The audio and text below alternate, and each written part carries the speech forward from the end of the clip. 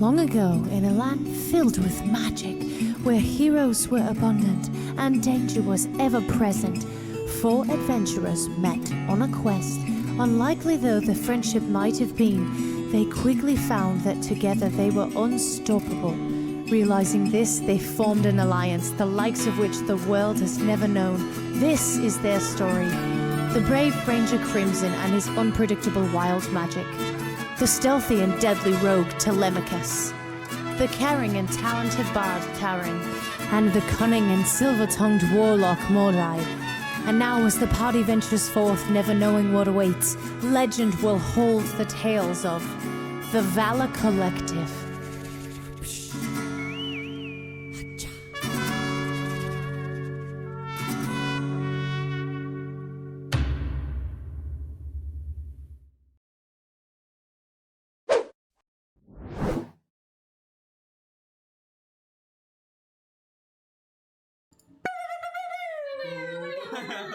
Hey, welcome back to another episode of Dungeon of the Mad Mage.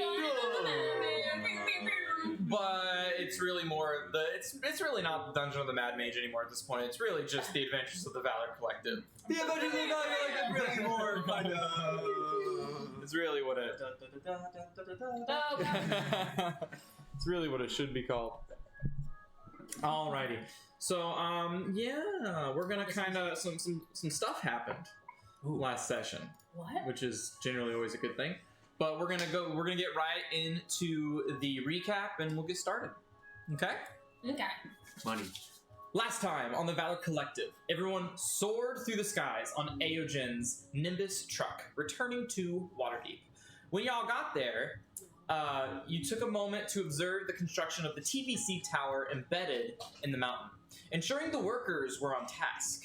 Mordai, always one for intimidation, made certain the supervisor, Lucas, was not slacking off. As you continued to prepare for your journey to Avernus, the group split up to address some lingering matters.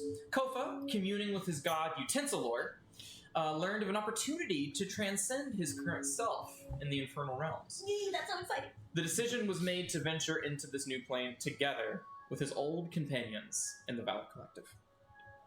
Meanwhile, Mordai and Terran struck a deal with a jeweler, trading a valuable emerald for crucial spell components. Crimson, checking in on Adrian, discovered an unexpected development. Adrian's a wild magic barbarian. Oh my god. He ended up raging during a friendly arm wrestling match. Yeah, really friendly it was.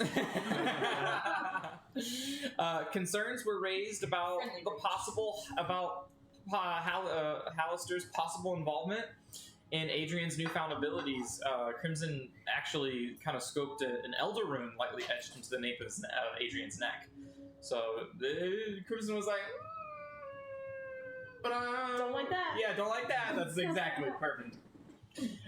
Terran visited the slums and stumbled upon a dilapidated orphanage. Her heart moved. She read stories to the children and generously donated 10 platinum to improve their living conditions. The owner, Cathara, almost in tears, promised to use the money to make things better here for the kids. We'll have to wait and see how things unfold.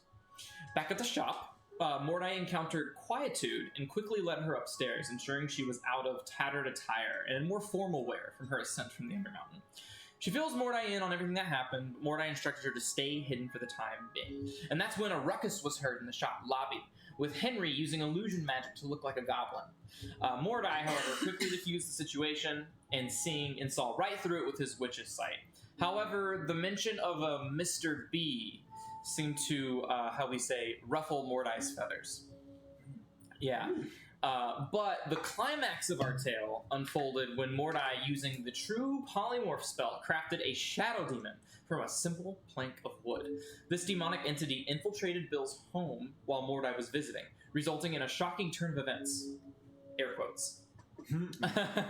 Bill, Henry's father, fell victim to the shadow demon, only to be resurrected moments later by Mordai himself with his revivify and the Rod of Law, leaving the table kind of shocked. Who plots to kill someone only to revive them right afterward? What is Mordai's end goal? And what else does he have up his sleeve? And with that, Mordai, you're there laying with Henry and Bill. Henry just kind of like at your side. He's kind of like clutching your cloak. You know, Dad is stabilized, but, you know, he's conscious, but he's very, very tired. And after like about an hour goes by, he seems to stabilize with like about 1 HP. So not he's still reeling. There's still some blood kind of like running down his like nose and everything. No visible scars, no visible anything. You see, like he kind of acts dazed, like he has like a super bad migraine. But it seems like he's finally coming to. What do you do? Bill, don't worry. I'm here. Henry's safe. Gosh, what? Everything happened so fast. It looked like some sort of shadow. What even was that? It's from what Henry told me. It's possible it could have been a demon, but don't worry about that. A demon?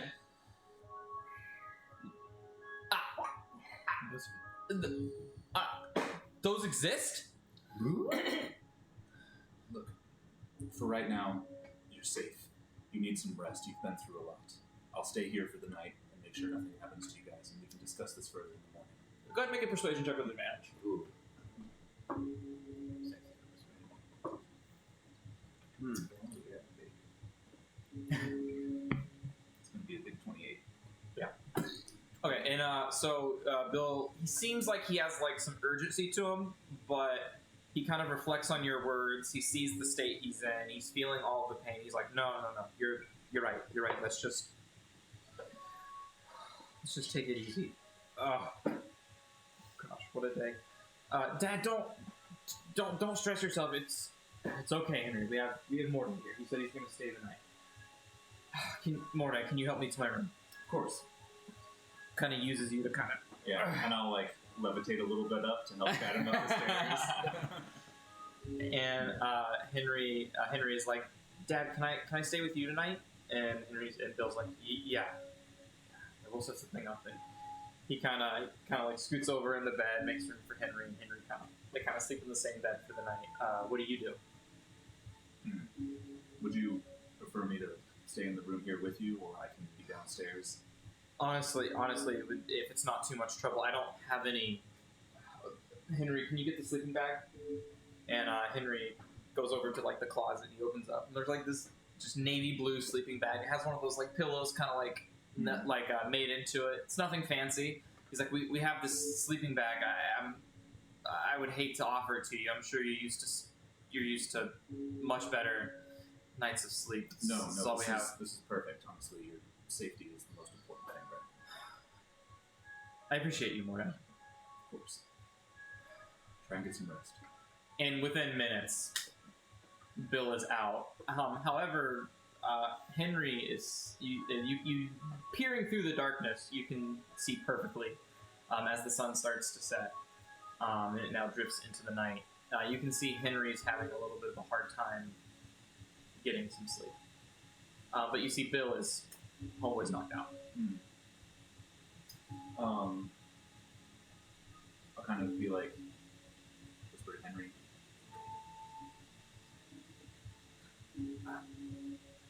I don't know. I don't know.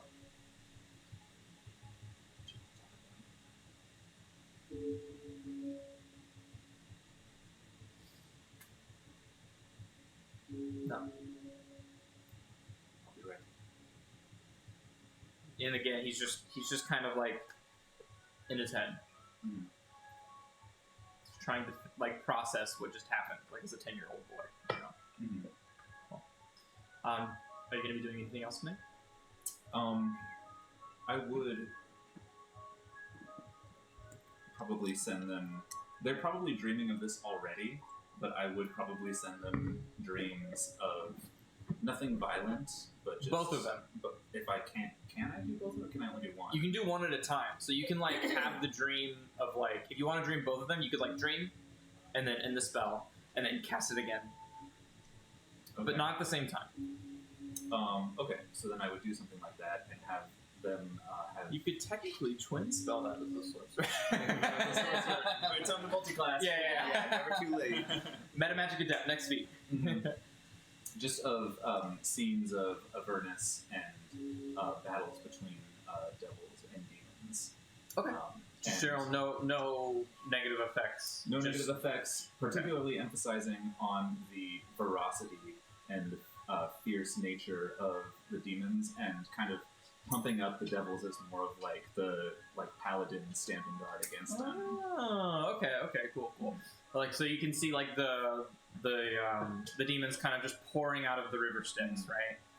And the devils are just like these knights in shining armor that are just like, back ye foe, back to whence ye came, back you. Not quite that over the top, but I get you. yeah. Cool. So as beautiful. Yeah, there's reciting Shakespeare. So as that is going to be happening over near the Night in Shadow, is there anything else anybody else would like to do? Taryn, you're walking back from the orphanage. Crimson, you're walking back from the encounter with Adrian, and Kofa, you're walking back from your prayer. Strutting back. You're strutting back. Yeah, sorry, you're strutting back from your commune with your lord. Just a clarification question. Yeah. Where did you say the orphanage was located? The orphanage is south of the City of Dead. It's south of the trade. It's like in the southern ward. Yeah. And how, Avernus is Avernus? Avernus. Yeah. Cool. That's my only question. There's the southern ward. And yes, I will be. Okay. Is there anything else that Kofa or Crimson would like to do? Where are we staying for the night? I'm assuming you're probably still staying in his room. You were with Bella. crashing in my room in the town before. I believe Mordai gave Okay. you like a permission slip. That's right. All pass. Yeah. Do I hear anything go bump in the night? If I'm gonna go to bed there, but do I hear anything go bump in the night in the dark recesses of Mordai's room? Where's Assy right now? Assie's, actually, technically, he's still in the sewers beneath Okay. Bill's house. I just imagine like it's like slime and sludge, just like he's dripping on him. He's just like waiting for an order. Like, Like Yeah, to see a little more. so of I'd that. is- probably poop him out. so Mordai, is there anything that Kofa would experience in your room while he's staying the night? Well, Besides an already made bubble bath waiting for him. Yes. I think you did say that last time Kofa made a religion check and noticed the painting of Asmodeus. Yeah.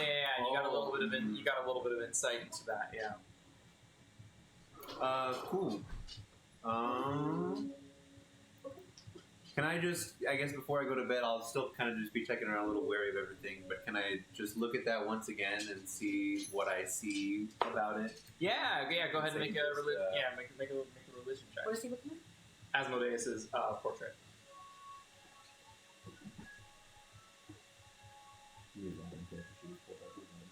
And if I can, I'd like to flavor it as like, unless you're like looking at it closely or have like a religious background like Kofa would have it, it's more like kind of, it's subtle, like the image of him and me. And how, What's the art style? Is it like romantic, Gothic. impressionistic, or Renaissance painting? Yeah. Watercolor. It's a crayon. monochrome.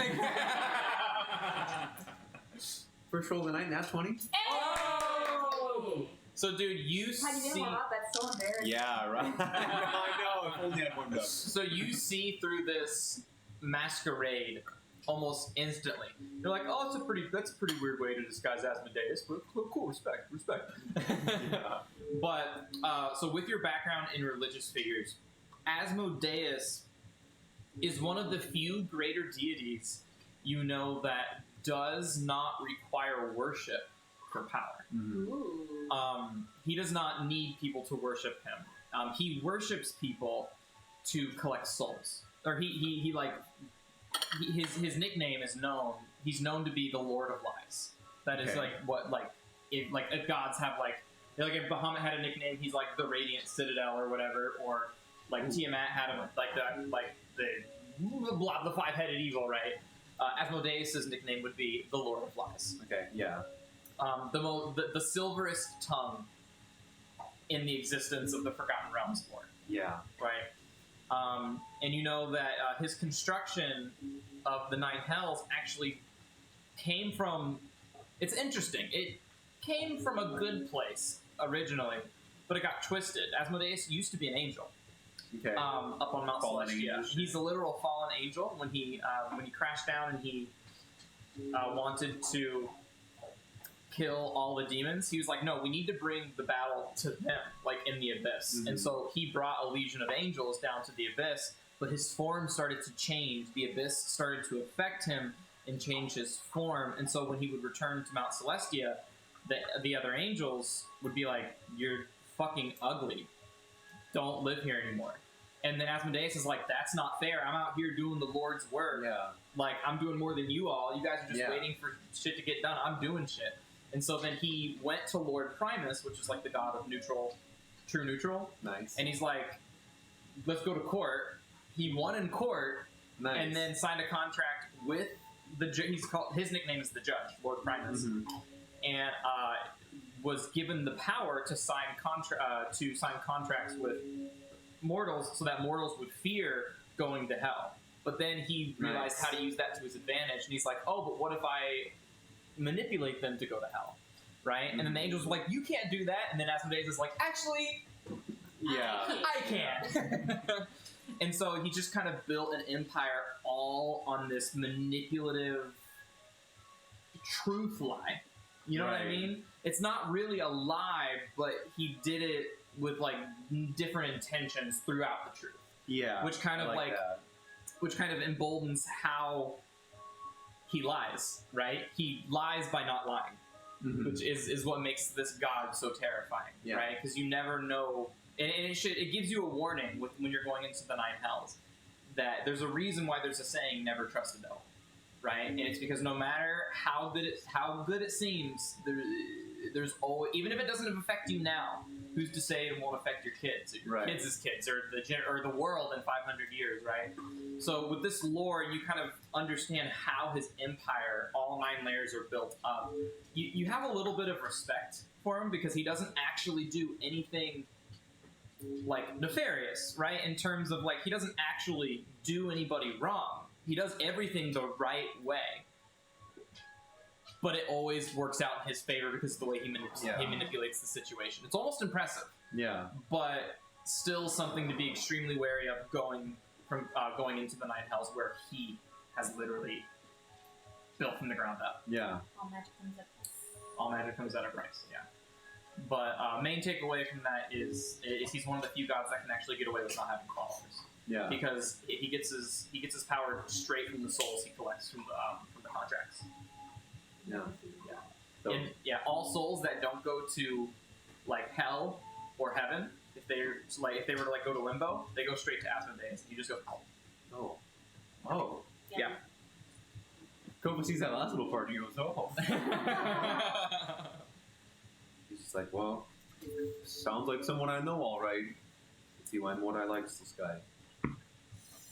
I'll just kind of stare at it until he falls asleep. How romantic. It might be a while. But... Yeah. The last thing I see before I drift off and just Yeah. I just picked up my little complete change of pace, nickel plated. Yeah. You. I forgot you went to Clifton. You got the nickel plated. Yeah, it's like of the dragon. You see like there's like burnt like black edges of the flame. I just want to show it to Nickel. Are you at your Tower of Order room right now? Yeah.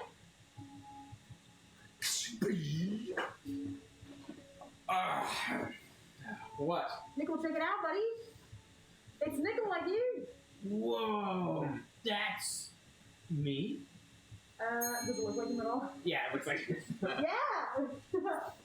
you made that for me. No. The guy at the pro shop did it.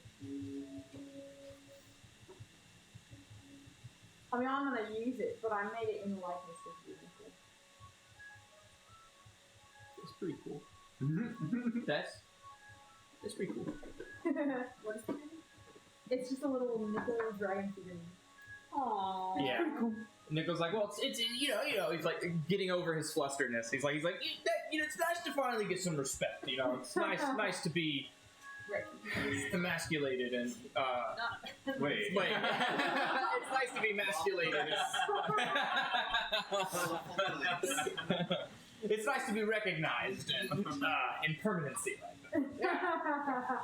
Yeah, it really captured the strength of the flame breath. I can totally do on my own. Yeah, that's what I told the guy when he was designing it too. As you should. Oh, sure, yeah, flame breath, yeah. As you should have. Yeah. I know.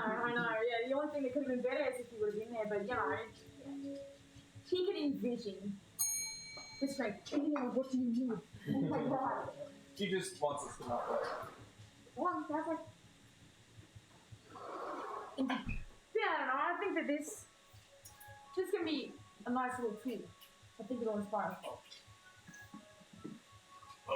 Well, it should inspire more than just the two of us. I mean, look, it's such a grand, spitting image of something that is perfection.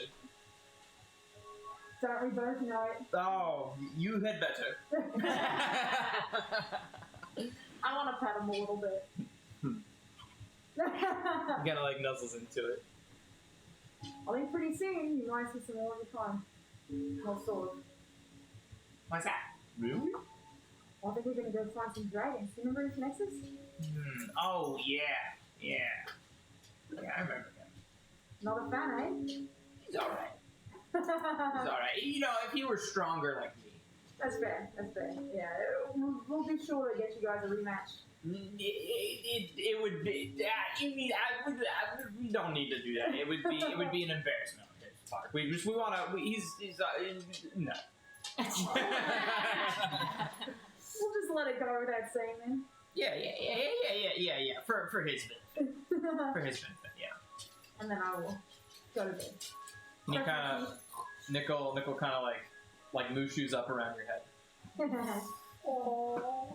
All right, and you all will take your. Is Nickel more of like a Mushu, like snake, like Zelda type dragon, or not? I can show you. Or is he Yeah. more of like a Eastern Salamander or Western type? Whatever He is was pseudo. more of a Mushu, but now he's more of a salamander, I think, because he's got like a porcupine tail. Okay, Cute. Cool. I'm gonna see Thank you. I like right this. side up. That's pretty He looks sick. pretty freaking cool. Does he have like a little beard?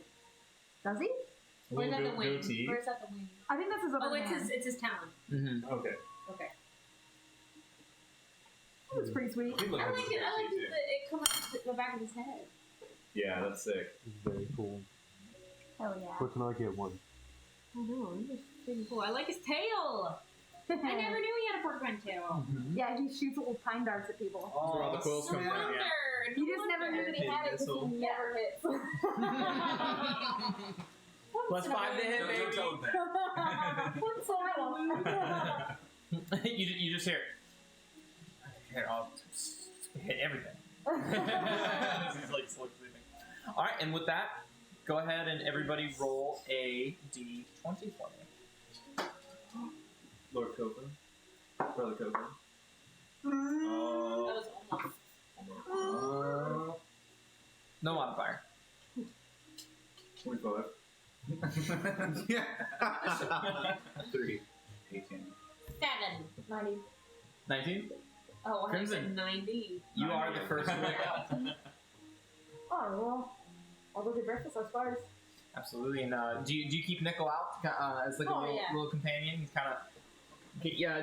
Did you ever watch Dragon Ball Z? A little bit. Do you know the sound effect for when Frieza walks? No. Yeah. Really? I imagine like his little because he can stand up like on his nails, but like when they go down, it's like as he's like walking. As he's like walking, he's just kind of following you along, kind of like looking out, just checking everything out, making sure everything's okay. But yeah, you go, and it's not mansion food, it's not slop, but it's not mansion food, they don't got. Cafeteria. It's like store-bought syrup, not pure maple syrup, stuff like that. But Kofa and Kofa and Taryn, would you like to join for breakfast? Hell yeah. Heck yeah. I'm not missing breakfast. I'm not. I don't stand for much, but I stand for breakfast. So, I like that. so you all guys fill up your plates with whatever you want, and butternut squash, Wow. freaking buttery milk pancakes, waffles with peanut butter, but with regular syrup. The theme of breakfast is just everything that has the word butt in it. Buttermilk squash, buttermilk pancakes. Yeah. Is there anything you guys would like to do for today as you guys are eating? Do you have anything you'd like to do before you rape out? I mean, I know I've been out on my own, but is there anything that you... Yeah, what you been up to? I visited an orphanage last night. Did you buy one? No, I didn't buy one. I don't think you buy one for me.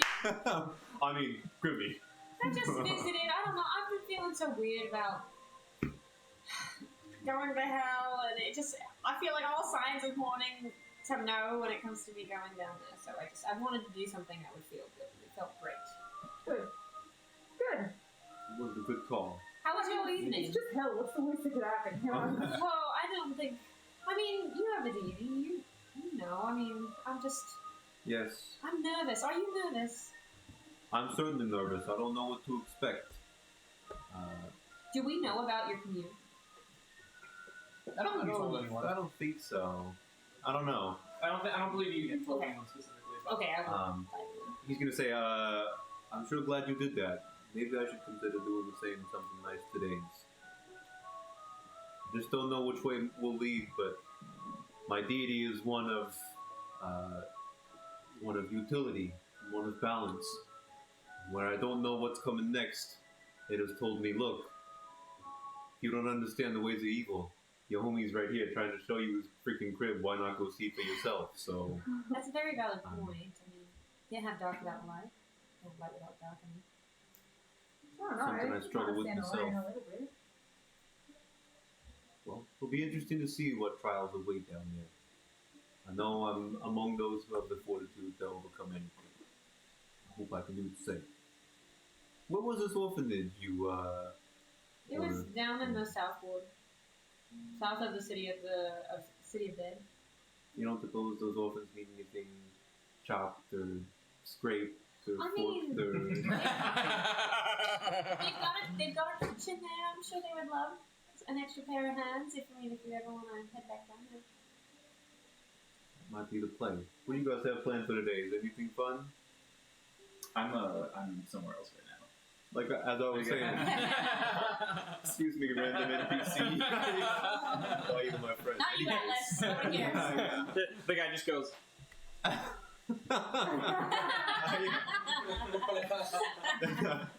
Anyway, I like shorts. They're comfy. No, I don't have anything on the docket for today, unless we needed to do anything specifically to prepare for I don't know. I want to talk about this with Mordai. I mean, I know he's got some pretty powerful magic now, and he's potentially going to use it to help us. Well, he said it's hot. He said it wasn't that hot, you know. Yeah, I don't know if we need anything for protection. I did get a lot of gem-encrusted bowls yesterday. Good. Oh. So that'll help us for our heroes feast. Help us against the elements down there. Think it's gonna be scary? That's very good.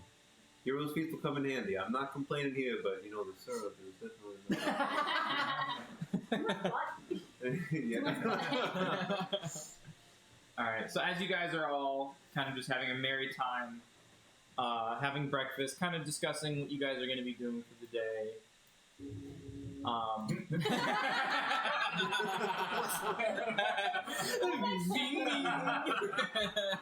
Whiplash of the century. Oh my gosh, that was so funny. You see, Mordai, you're the first one awake. And is there anything you want to do before? You can see Bill is like getting deep sleep, and Henry finally managed to lose consciousness as well. I'm gonna go downstairs and attempt to make breakfast for them. Oh. Okay, are you proficient in cook's tools? No. Okay. It's the intense music. Until I by the way. Okay, let's look this up live. What kind of D&D ability check is making It sounds a little bit like who wants to be a breakfast? millionaire. Yeah, right. Will Mordai succeed or will he be chopped? Is that your final answer? It's roll! Okay, there's two schools of thought. It can be a wisdom check or a dexterity check using cook's utensils. I'll do a dex check. Okay, so it's just your straight dex modifier. If you're doing a dex check, you better be like Hibachi cooking these eggs. Oh yeah, I'm like using like Catch it my behind you. daggers. Yeah. Like Yeah. shoot an Eldritch Blast to like split like a. So that would be performance. Oh, I feel like that would be performance. that too. Well, Even if I'm not, nobody is watching. I'm not trying to put on a show. Okay, well then if that's the case, then let's make it wisdom because you're trying to wisdom. You're trying to use your kind of experience with making food, knowing how long certain things need to be cooked for, how flavors can like mix and everything like that. So we'll just do. What are you trying to make though? Well, I need to set a DC. I'm not doing anything too crazy. Like I'll probably make some hot chocolate, some scrambled eggs, a little bit of bacon, some potatoes if I can, if there's some potatoes there. Okay. So you said wisdom? Wisdom. Or dex? Wisdom, yeah. Straight wisdom. Oh baby, 7. Dirty 20. Oh, Nice. natural 20? Dirty 20. Oh, so not natural 19. Yeah. Nice. Okay, yeah, effortlessly. You know, you've had to live on your own before. You know how to cook marginally well, even without proficiency. But yeah, scrambled eggs, easy enough. They have some butter in the cabinet. The potatoes are a little harder, but you managed to get into just the right crispiness on the outside, while still having like a slight crunch, where they still have like the mushy inside, full of warmth, kind of like a French fry almost. So yeah, they have like they're almost like some hash brown kind of looking stuff, some scrambled eggs, and then they have some ketchup in the cupboard too, with some hot chocolate as well. And as almost kind of like miraculously, like as you're finishing up and like you're kind of setting the tables, like, are you wearing an apron or anything? Draw it. Yeah, of course I'm not wearing. Well, actually, no. He probably would put. He something probably on. Yeah. Do you want to get grease on your robes? No, What's the he most wouldn't. feminine apron? They already belong to their deceased mother. There's 3 out there. There's a black one, a red one with like some denim on it. And like there's hearts. Okay. There's like a Hello Kitty. A Hello Kitty. It's got like the kiss the cook lips on it. It's like that scene in Futurama where they're like, him.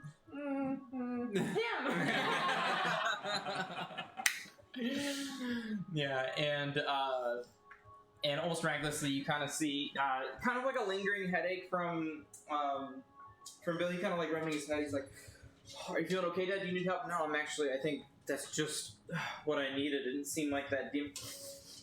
What's that smell? Mordai. Good morning. Ah. Gosh.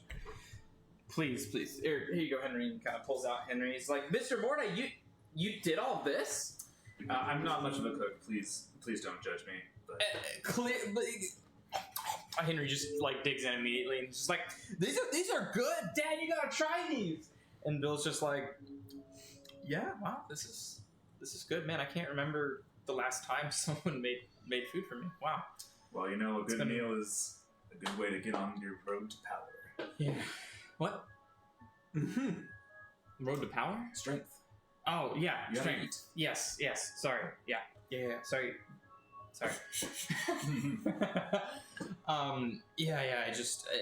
I have a little bit of a lingering headache from yesterday. My nose seemed to stop bleeding. It's a little stuff though. I think that's just I think it's just scabbing in there though. Yeah, it'll probably take you a few days too. Do you mind if I take a look, actually? Sure. Just to make sure you're all right. Sure. At least that's down his utensils. Yeah, it should take maybe 2-3 days, but I believe you should be able to make a full recovery. Gosh. Thank you so much for how fortunate for you to just be there for that to happen. Man, what do you think How we could convenient. do you think we could talk what you said it was a demon? That was my first time like yesterday was the first time I had seen such a creature in person. I had only ever read about them before, but I believe that's possibly what it was. I don't want to scare young Henry. Or is it okay to talk about this with him here? Oh man. Yeah, let's. You can start to see that like Henry is he kind of like listening intently, but he has like the body language of being uncomfortable. Mm. And Bill just goes, "Yeah, we can table it for now. We can table it for now. No worries. He's got school today, anyways. I know. Do you want to stay home from school today? It was a weird night. We can talk about what happened." He goes, "I think it'd be. I want to go to school." And I'm like, okay. Well, we still have like 30 minutes until the carriage gets here. Okay. Yeah. Okay. And make sure you eat everything Mr. Mordai made for you. Okay. You spent some time making it for us. It's the least you can do. And he goes, "Oh yeah. And he gets like back into just eating. 30 minutes go by. She goes, "All right, Henry. Stay safe. You too, Dad." Mm.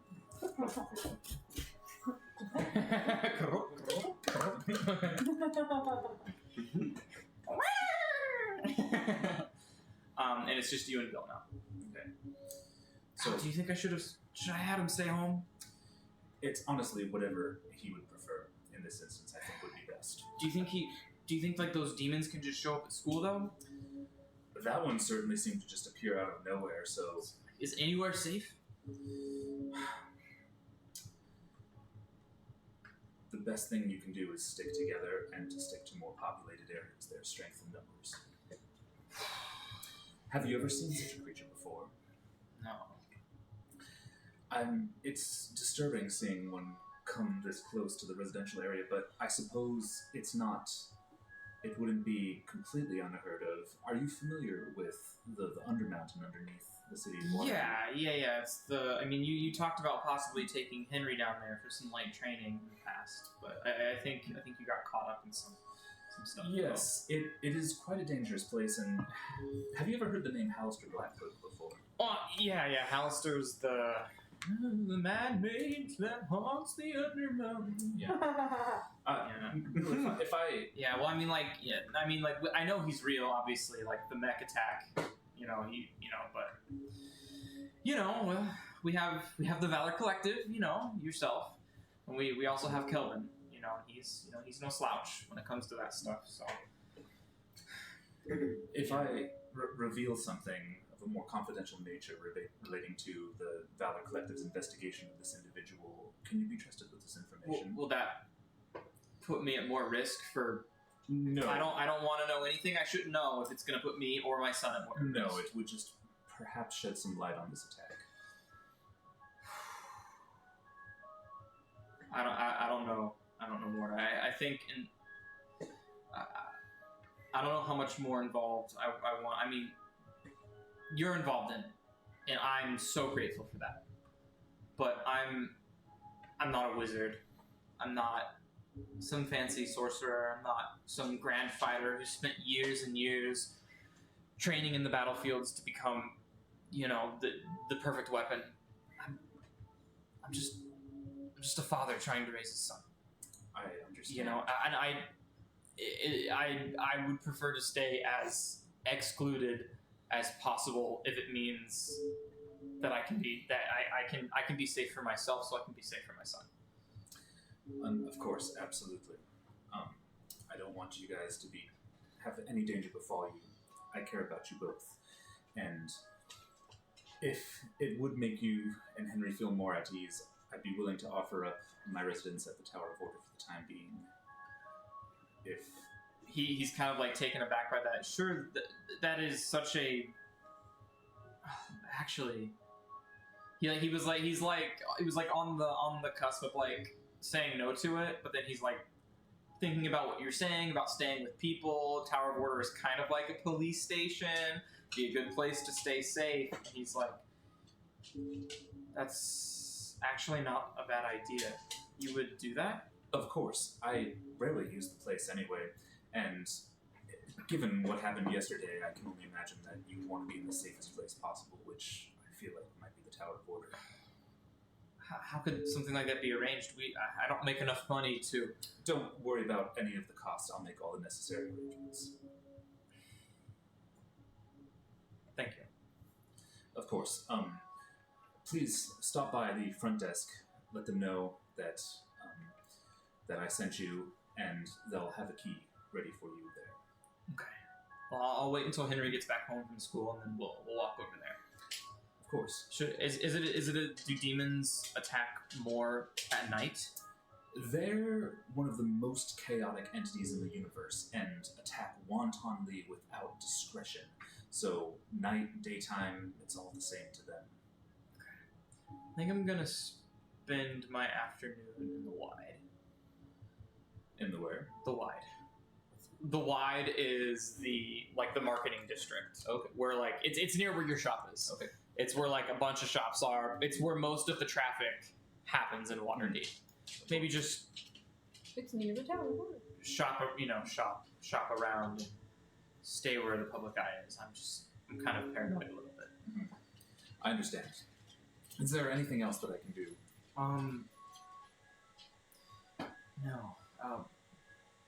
No. I mean, is there a way I can contact you if something like this happens again? Is there any way I can reach you?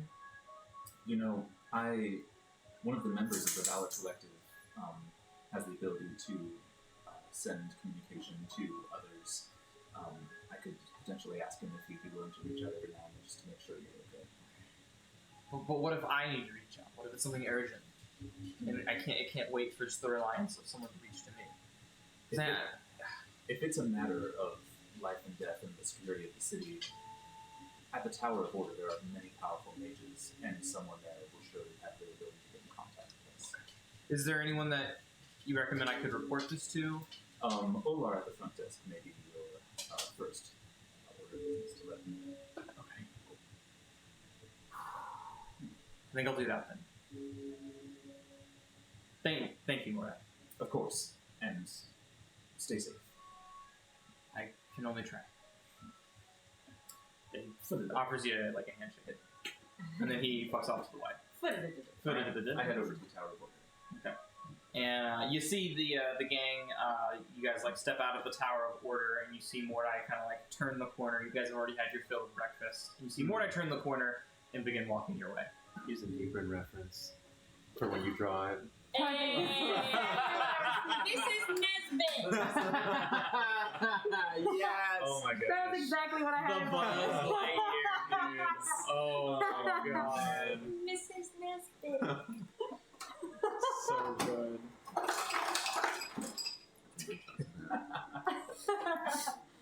Hilarious. Literally perfect. It's unisex, okay?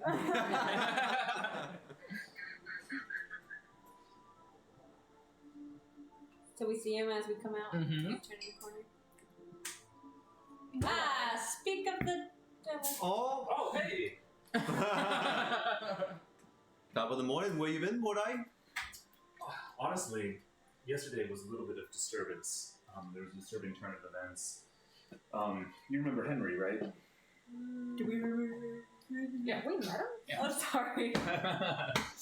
We met him. Yeah, we met him at the shop. Yeah. That, my friends, is what we call a natural one charisma check. That's fine. Yeah, you met him before, and we also talked about him last session. Oh. Mm. Yeah, of course we remember. Yeah. Oh yes, my buddy. Him and his father were attacked yesterday by some sort of creature. I think it might have been a demon of sorts. Where? What was he? At their own house. It was very strange. I wonder if Hallister might be involved. We know that he's been working with demons. I know there have been attacks on the city before, but it's a little bit disturbing, and I'm concerned for their safety, and I was about ready to offer up my residence at the Tower of Order for them for the time being. Well, it's possible that he's been meddling upstairs. Do you guys remember Adrian? Yeah. Yeah. Oh, yeah. Yeah, of Oh, course. Yeah. Go for it. He had a rune carved in the back of his neck. He had a rune? I mean, That's not okay. one that I recognize, but he's got some sort of magic thing like mine. I don't really know what's going on. But it seems like maybe a Harrister kind of vibe, you know what I'm saying? I mean, that's. Do you have anything to tie Hallister to this magic that he's gaining? I mean, it looks like the runes from the 40 walls. Really? Do you remember what it looked like? Do I remember what it looked like? Like, could he I draw? don't think your investigation was that high. It was, there were some straight lines, like a curvy one. That sounds like Hallister, all right. Yeah. Sounds like a rune. But it's not out of the realm of possibility that he's been meddling up here. Especially since we've been gone for so long. I wonder if our escapades in the lower planes may turn up anything more about Hallister's arrangement and power. Yeah, because let me get this straight. You got some spry, promising young apprentice you think is getting screwed by Alistair. And you got some young, spry apprentice person. This is most trouble. So That don't seems get to be involved everywhere. with the youths. What? It's the person who visited the orphanage. I didn't get involved with them. Yeah, anyways. So you visited an orphanage yesterday? Yes, I did, but that's not nearly as interesting as what's going on here. Was there any signs of Hallister involvement there? Yeah. Are there any signs of Alistair's involvement there? I mean, Please, the God, place no. looks pretty dilapidated. I don't know. Hallister was behind all of your parents' kids. Yeah, right. I don't know. He may have killed all the kids' parents. Not to my knowledge, no. This is wild. When was the last time we had seen a demonic presence in The pit fiend attack, I believe. how long ago would that have been for us? Months.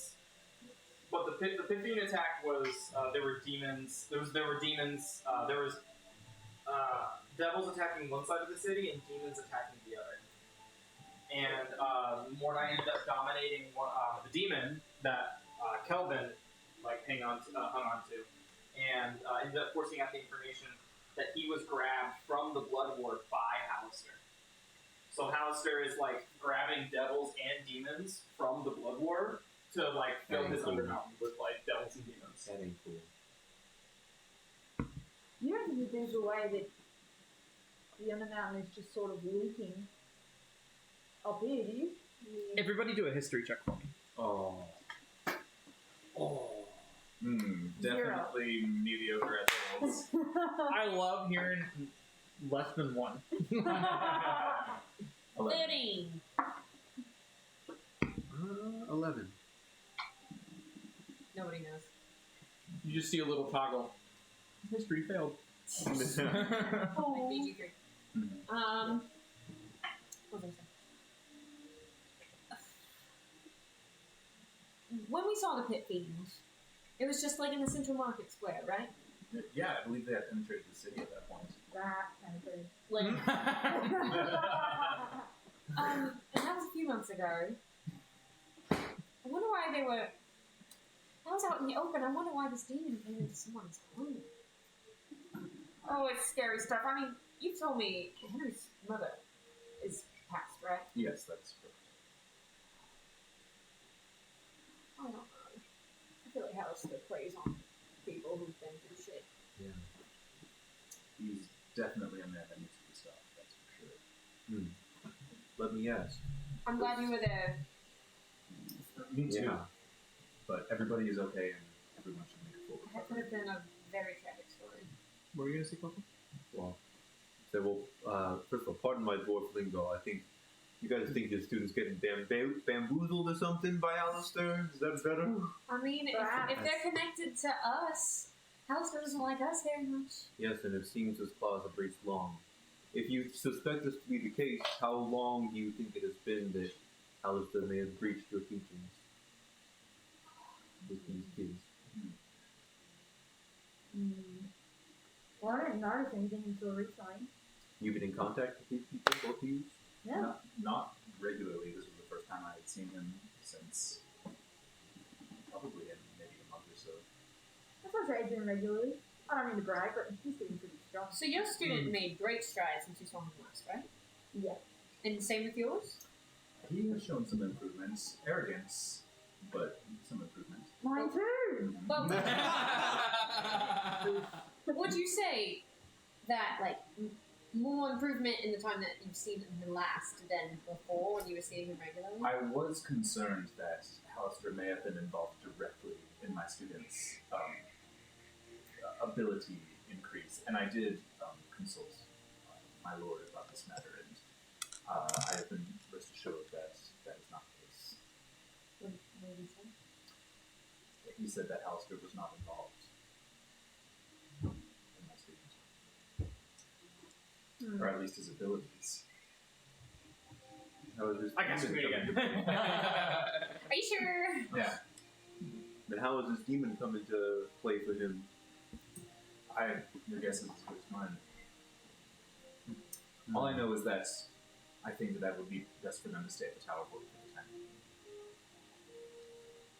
That's cool. That's pretty nice. We haven't met Bill, right? Just Henry? I don't think you've met Bill. Just so we know who it is if we see a stranger in the tower, what is Bill's appearance? Of course, this is what Bill and Henry look like, and I cast a minor illusion of a picture of the two of them. Oh. So I don't have Bill, but I do have Henry. Henry's picture is cute, Brandon showed me. Adrian's cute, like that too. Oh shoot, I never uploaded it to Well, never mind. me. Oh, It's on your Notion, isn't it? but I have an iPad. He loves it so much. He texts me every single day he teaches, like before he's on his way home. He goes, I love my iPad! And I'll just kind of, That's so cute. I can use my iPad to show you pictures. Crimson, you said that you've been able to be in regular contact with your students. Is that through that same magic that you use to talk with people across long distance? Yes. If this is too much to ask, please feel free to say no. But would you be willing to check in on Henry from time to time while Yeah, of course. we're out adventuring? Yeah, absolutely. Thank you. That's Henry. Aw, he's cute. So we're assuming Bill is probably an older version. An older version like that. Nice. Does Bill have a goatee? Bill does not have a goatee, but he has like a constant 5 o'clock shadow. Is he balding? Little bit of balding. He has a it's like kind of always scruff, slightly patchy, a little bit of a gut. Yeah, it's kind of let himself go. Well, Since- yeah, since he's the life, a yeah. widower. And this is Adrian. Oh, Hey! I didn't realize he was so young. I didn't either. Yeah, he's 12, 13. Oh, snap. Oh, I thought he was 14. He's in high school. Adrian. What do you have? Oh. That could be a 13-year-old. I could see that as a 13-year-old. This was Adrian. I'm sorry. This was Adrian before he started training with her. Now he was much stronger. Yeah. But this was the original picture I had for him. He's obviously more buff now, but He's like the same kid, but just.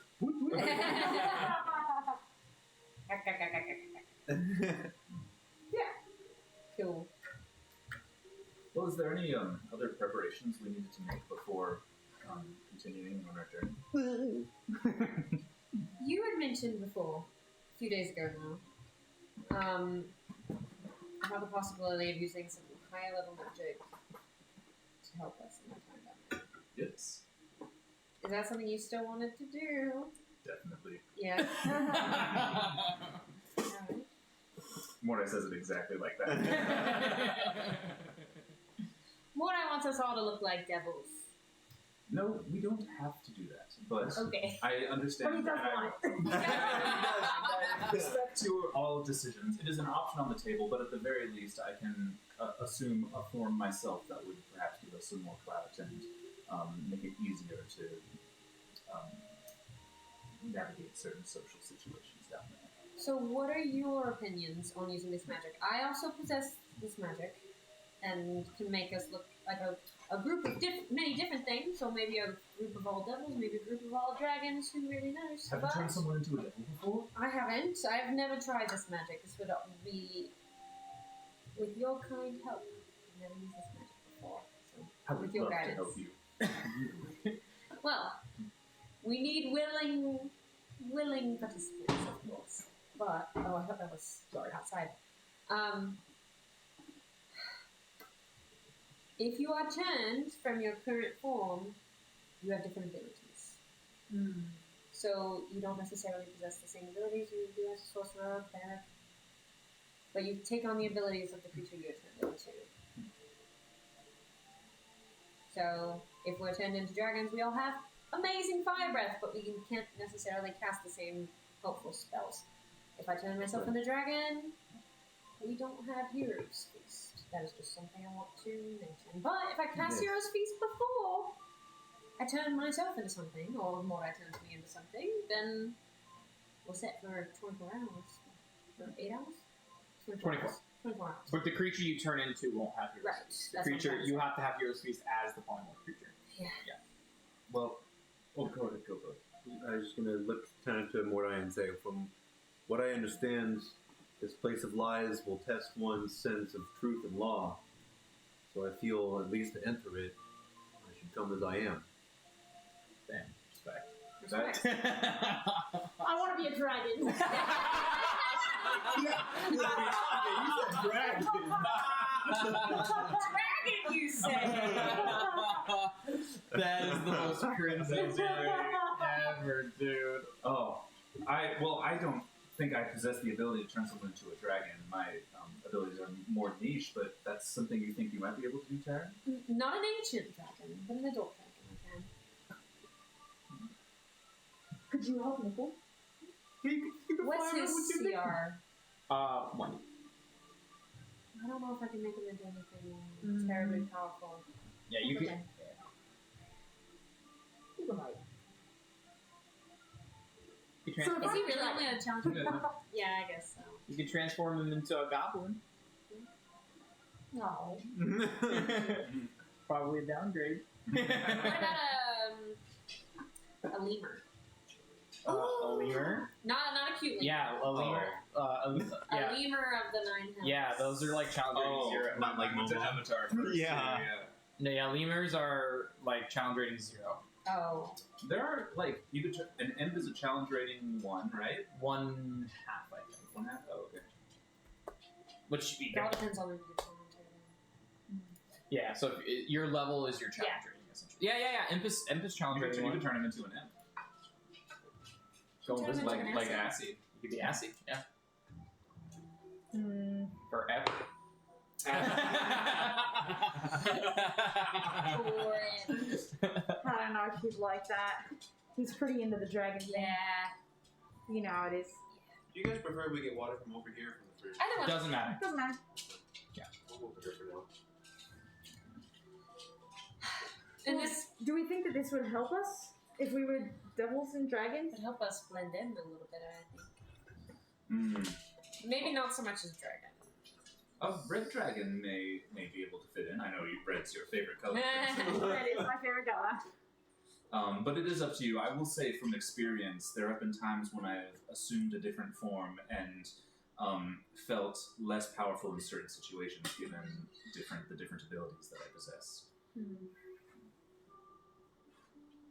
But I am confident that myself, in the form that I will take, I will be able to talk my way through any situation. And at least as a dragon, I can't speak for the other types of beasts for this magic, but as a dragon, you do have a human form and a dragon form. But, I mean, you don't possess the same magic in your human form as you are right now. I see. So, just so you know, only metallic dragons have that feature. Oh, Chromatic dragons cannot polymorph into humans. really? Only metallic. Yes. Okay, Well, forget what I said. I think probably whatever's gonna make things easiest. I don't know the plan down there, but I have a feeling I'm gonna stick out where all the swords are. I mean, would I know, like, how common it is for, like, adventurers Tourists. to be in Avernus, and, like, how they may have been received in stories of their adventures? Yeah, make a history check. Guidance! History. I'm not good at that. Okay, very average with guidance. 13. So, you do, with the 13, You do know that adventurers have gone to Avernus before. There's also rumors of with a 13 you can't remember the name, but there's rumors of a lone adventurer who went to Avernus to try and map out Avernus. And he was you know it was a he, but you can't, the name it escapes your memory. But you know, people have tried to traverse Avernus with the goal of mapping the unmappable. You know, and you know, some adventurers, you know, usually of higher levels, usually adventuring groups that have mastered the 7th level, the 7th circle of magic, or more, are the ones that generally tend to approach Avernus. And you know, if it's because they want to, you know, kill a devil in its home. I guess what I would want to know is when these adventurers were there, were they attacked on sight by devils, or was it more of like, you're here, like, let's negotiate, you know, type of a situation? With a 13, you only know that both of those things are possible. Okay. I'm not sure which one would be more helpful, a dragon or human form down there.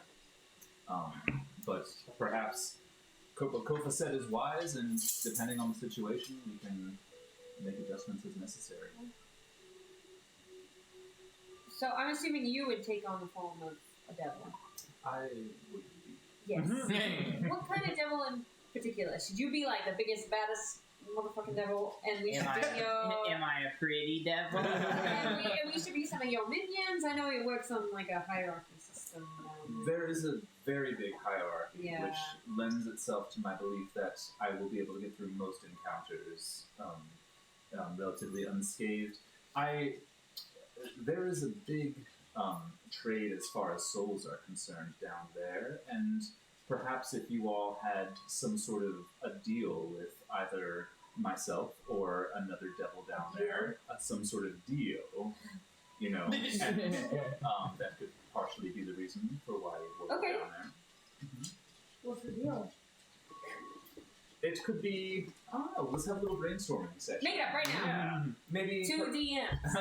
maybe perhaps you have been there has been an unruly sergeant in the Blood War, and you have been enlisted as high-level adventurers to help myself, a general, root out this insubordinate minion. Or I'm open to others. So it's a war down there, right? There is a war happening, yes. Yeah, this is just me spitballing, but like, you know, in a year war, like, people really gonna stop you and be like, whoa! Make sure you have your IDs put to the outside people, you know what I'm saying? Or we probably find just kind of like, you know, really doing kind of thing. We could probably get through a lot of situations like that, but there is a very strict hierarchy and a set of rules down there. Some places security might be tighter in times of war.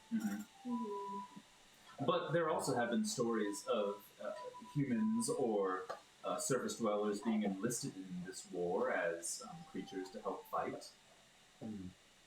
Well, the three... You're a good alignment, right? Yes.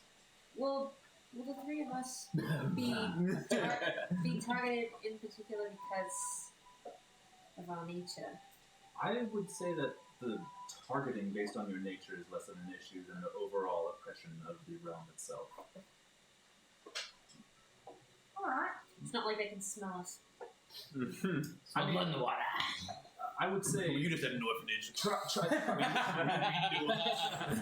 try not to show any weakness. I smell children. Like, say for example, somebody starts making fun of you, don't act insulted. Like, insult them back. I see. Insult them back. I can do that. Show I wish strength. Telemachus was here. Show strength. No, your mom. But it's important to levy that with a certain amount of politeness Right. as well. Channel Mordai. What's a lot to think about? What do we do, you guys? Alright, So- but it sounds like we're just gonna go damaged like this, right? I mean, except for you. Except for you. Except for you. Except for me. Remind me, Brandon, you just mentioned it a few minutes ago, but for Hero's Feast, I would have to eat the feast, obviously in my current form, before I casted True. Once I did True Polymorph, would I still have the effects of Hero's Feast on myself? No. Really? You're an entirely different being. Well, dang. Okay, Well, that kind of sucks. I didn't realize that. Okay. Yeah, if you were like concentrating on Hero's Feast, it would like a Shield of Faith. It would maintain.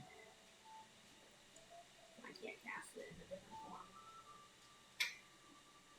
Unfortunately. Okay, well. Maybe another day. I'll see you again. Alright. I'll be there. It could still happen.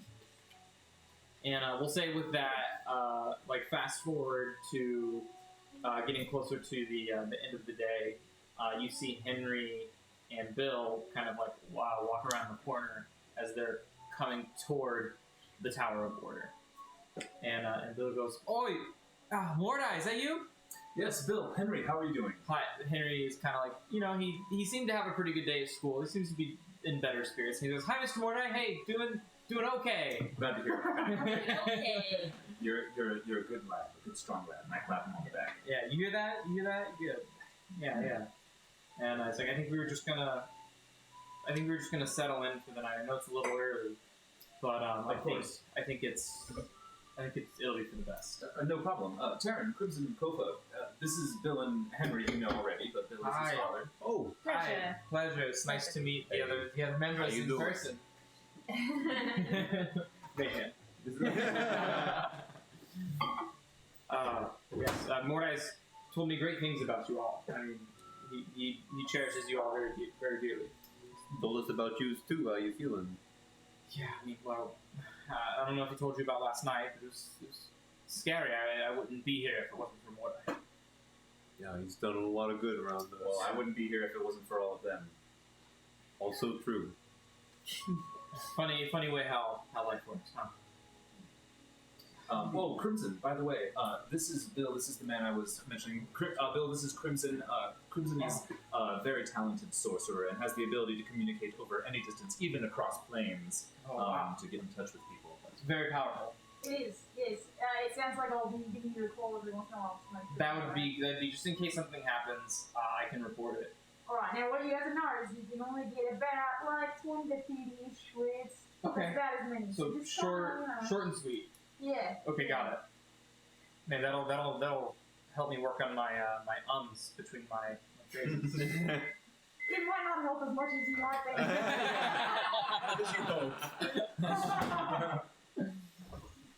Oh, all right. Well, I think we're. I mean, we slept a lot last night, but I think we're just.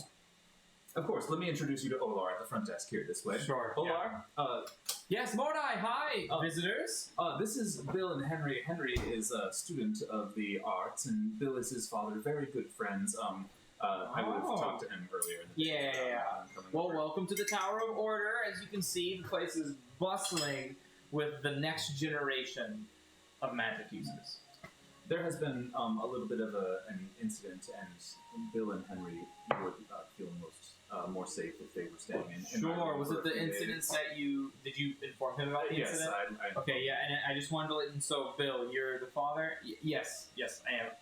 Okay, cool. So I just wanted to let you know that we already have made a file on it. We already have. We're actually moving some people around, so you have 2 higher-ranking officials next to Mordai's room. Oh, how So if nice. anything happens, just to knock her away, or if you just, I know this seems kind of childish, if you're allowed to scream away.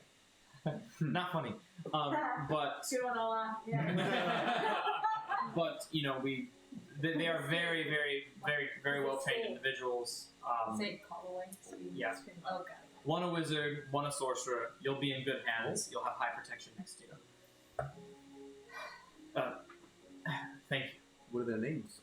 There's Atlas and Rogar. Oh my god. I mean, Atlas. you're in good hands.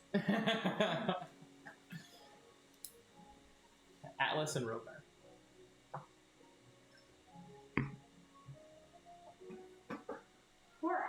hated him this whole time. Because he was a jerk to start with. Love is He was a jerk Oh, I for like a 30-minute shift, and since then we have all like. First impressions, I forgot man. about him. I will never forget about him.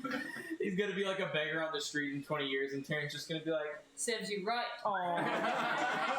Spits on him. There's like two homeless people. One's Atlas, one's Rogar. She just goes, 2 platinum for Rogar.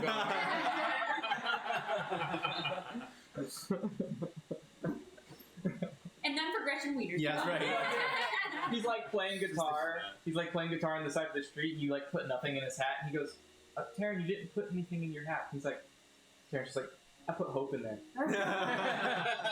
You want a handful of water, you throw it Yeah. on the ground. Sounds lovely when you hear it. Yeah. Thoughts and prayers, buddy. Thoughts and prayers. Dude, speaking of thoughts and prayers, there's this really cool homebrew magic item that I'm totally gonna eventually put in a campaign if anyone ever plays a monk. But it's these brass knuckles called thoughts and prayers. That one Get has out. thoughts and one has prayers. And it doesn't. The thoughts does an extra d6 of psychic, and prayers does an extra d6 of radiant. Get out. It's a monk weapon, so I actually want to do that. dude, is that not so sick though? Like, dude, it's so cool. Anyways, fangirling over. I saw it on Reddit. I was just like, that's so. Mwah! Yeah, Henry and Bill. Report gets filed. Rooms get exchanged. They go, and they'll roll a religion check, John. Because they're looking at your poster. He does work in a graveyard. That is definitely a poster of a beautiful river and farmland. They both got below 10. It was fine either way. Right. Alright, so what do you guys want to do for the rest of the night? So how do we get there, right? Well, Kofa mentioned something the other day when we were shopping for gems about some sort of powerful spell that he can use one of the gems that we bought for. Well, yeah, I got gate now. My Candle of Invocation had that before I used it. But didn't use the gate spell. No. Before I used the candle, before I lit it. What was that used for again? So, it gives good aligned. Was it neutral aligned or good aligned? Good one. Gives good aligned people essentially advantage on everything when it's lit, but it only lasts for 180 minutes total. So like every single time we have a combat, I use it. She has to mark it down, yeah. Oh, But I see. if you don't use it at all, you can expel it all at one time to cast the gate spell. Yeah. But that's if the candle has never been lit. Right, Yeah. I see. Yeah. But Makes I've used tough. it many times. Yeah. But yeah, so you all see That's the good. extra. Here, I'll show you guys again. Ooh, cool. I love that. yeah. And it's the That diamond on the top. diamond is at the blue one at the very top, the pointy one. And Yes. so that just would teleport us essentially right to where we need to be? Or I Yeah. don't know anything about this. It takes up much of my magic, but as far as and as best as I can remember off the top of my head, Trevor, you can index pass. yeah. He's reading the inside of his hand. Here's sleight of hand real quick. Yeah, ooh, kind of good. Look before 50 you plus say. something. This will bring you honor and glory. Yeah, conjure a portal link into a different plane of existence. Yeah. Sweet. So I was gonna say, I know it cost you a lot of woes yesterday, a couple days ago, to get that diamond, but that's what it's gonna take for us to make a portal straight to the hells. It's super Yeah. helpful. And you know specifically with Gate, it's not a random location. You can, if you know the name of the place you're traveling to, it takes you straight there. You just need the name of the place? Suppose so. There's a lot of places out there. but- I'm gonna take Kofa by the shoulder. He's shorter than me. I'm gonna take Kofa by the shoulders. I'm gonna say, "We love that you're here." Oh, thank you. It's gonna take a lot, but I hope this helps us out. We wouldn't be able to get there without. Yeah. And how do we get back? That is, I think, something we need to consider. Oh. as well. I mean, you can also Gate can go anywhere. You can do it more than As once long as I a can day. sleep sometime in the hills. Okay. As a Alright. backup plan, we also have a scroll of plane shift and a scroll of gate and a tuning fork attuned to the material Okay. plane. So we have Several options. options. We're gonna do this. Right now? We're going right now? Maybe in the morning. Good morning. Okay. I gotta go stop by that orphanage real quick. Should we have a feast tonight? Good. So that Little way- midnight snack? So that way I can get my spell slot back Oh, for tomorrow, and then we'll still have the fest. So. Sure, I wouldn't mind having some nice, tasty food on this plane. Just as one last supper, so to speak. We'll have a dessert feast. How about that? Right before we go to bed. Where should we do that in your room or? Sure. Yeah. Do you have a place to stay? Since Henry and Bill are in his room tonight. guess that's a good point. Not that I'm offering up your room, but I mean, he's right next door to me. I mean. Yeah, come bunk up with me. Have a little sleepover. If you wouldn't mind, I'm a light body, but I may be a loud snorer. Don't worry, I know silence. I love this fantasy realm. All right. Well, before you guys enjoy your feast, is there anything you would like to do? Because I assume you would. The latest you'd be able to cast it is like 10 p.m. Yeah. Did you want to go to the orphanage? I think you show me the way. I would Wouldn't mind love making to. them a little meal too. I would love to. I'm going to spend some time at my shop. Sure. Kirby, would you like to come? No pressure over. Yeah, I'll swing by, why not? Oh.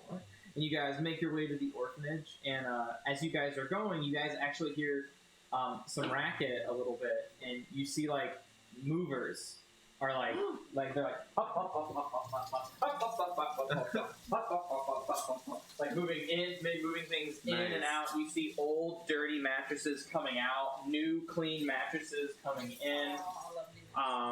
And you guys just kind of see like there's like a lot of like oh yeah marshmallow watermelon You're good. You're good. you're good yeah, so there seems to be quite a bit of commotion going on in the orphanage right now. Could I At the have like? orphanage? At the orphanage, this is the orphanage, yeah. Cool. Oh, how fun. Could I have like just picked up on the way some like soup supplies, like lentil beans and Yeah, absolutely. like spice and stuff? I'll drop a couple gold for that, and I'm bringing them in. Like, is this the place you were talking about? Do I see Cathara? Yeah, she's at the front desk. Okay. I'm gonna be a little too excited to see all the stuff happening already. Come in. Cathara, hi! Oh, Tara. It looks like you are so busy. I'm so excited It's just the mattresses today, but if there's one thing that can really make you feel better, it's a good night's sleep in a good bed. And gosh, 10 platinum, baby. yes, well, that was the amount that Taryn donated, and so it's more than enough. We've actually got dinner planned tonight at the restaurant that I believe Mordai recommended it last time we were Blue here. At the restaurant near in the Sea Ward. We've actually got reservations for the whole orphanage tonight. Wow. So they're gonna eat good tonight. Oh, they're so excited. They're out in the playground right now. That's so lovely. I'm so happy for And she you. comes and like she pulls up the shades and you see and they're like So is this like early evening, I guess, before the sun goes early down? evening, yeah. Okay. I brought two of my besties here with me, if it's alright. Of course. I've got Crimson and Kova. Hi, nice to meet you both. Oh my goodness. I thought I heard so much about you. Really? Yes. Esteemed member of the Valor Collective. That is me. I thought the little chaps would love to meet these men. Well, thank you so much for spending whatever time you were planning on doing today and coming here to our orphanage. I mean, I don't know why we deserve this attention, but the kids are going to be ecstatic. Well, I had such a lovely time here last night, and I went home and I sang the praises of what you've got going on here. And I'd love to swing by as often as I can. And Well, thank you, for having us. I know we're kind of intruders, so I'll try to be better about giving you a heads up. Oh, it's okay. We're open right now. Well, Kova here is quite an artist with a fork and knife, and he would love to put something together. I know you've got dinner plans for tonight, but maybe he can prepare something tonight for tomorrow's breakfast. Are you able to prepare things? Yeah, I brought some stuff. I know you got dinner already going on. Maybe. You know, I could help with that, or I could set something up for the kids for later. She grabs your arm. She just, you would do that for the kids? Of course, yeah, that's the easy stuff. That would be so. Let me show you to the kitchen. Oh, She takes your arm and starts dragging you. Before they drag off to the Yeah. kitchen, I do want to introduce Crimson. Mhm. Say, Crimson is so great with little ones. If you want to tire them out, let them wrestle this guy. I promise none of them are going to win. Sand is like, we're gonna fuck those kids up, dude. No survivors. Don't get a great night's sleep. Yeah, so she goes ahead and pulls you into the kitchen. So, well, you said you had lentils, and what else to drink? yeah, just some lentil potatoes, and peppers, kind of lentil soup. Oh my god, let's get the Jack, please start the. And you see Jack like the normal bit. Start the water, start the boiling, start the whatever you do. And she's like, all right. What's your name? I'm Kofa. You're You're Jack. Can I Kofa? get to work with you? Yeah, absolutely. The instant change too. Yeah, absolutely. What do you got planned today? Lentils. What? It looks like lentils. Good. Those will last a while. Yeah, a little anything we could do to, set up a little soup, give them some leftovers for the week. Yeah, absolutely. And we'll have more than enough time tonight to do that. They're going to actually have some dinner reservations, so we can take it a little easy tonight. You know what I'm saying, old chap? No, yes. All right. So go ahead and make me a. Are you proficient with cook stools? I am not. So go ahead and make me just a straight wisdom check then. Okay. For how you Can I inspire? You can. I wanted to say that, while I was singing Kofa's praises about a fork and knife, that will be my inspiration. So you got a D12, buddy. So you Okay. can add a D12 for the next 10 minutes. Sorry, what was the roll? A Straight wisdom. Straight wisdom. Wisdom. That's not so bad. Sorry. I should have just handed it to you like normal. Take my inspiration coin. Could you just throw me a cookie? You can use it. It's a coin. That's a dirty 20, so I'll save it. Okay. Oh, Well, he can still hold on hits. to it Yeah, until you you can- use it. So yeah, But thank you. Yeah. effortlessly, it's like out of the can. You boil it up. You put it in a stew. Yeah. Sorry. Well, Lord of the Rings for you there.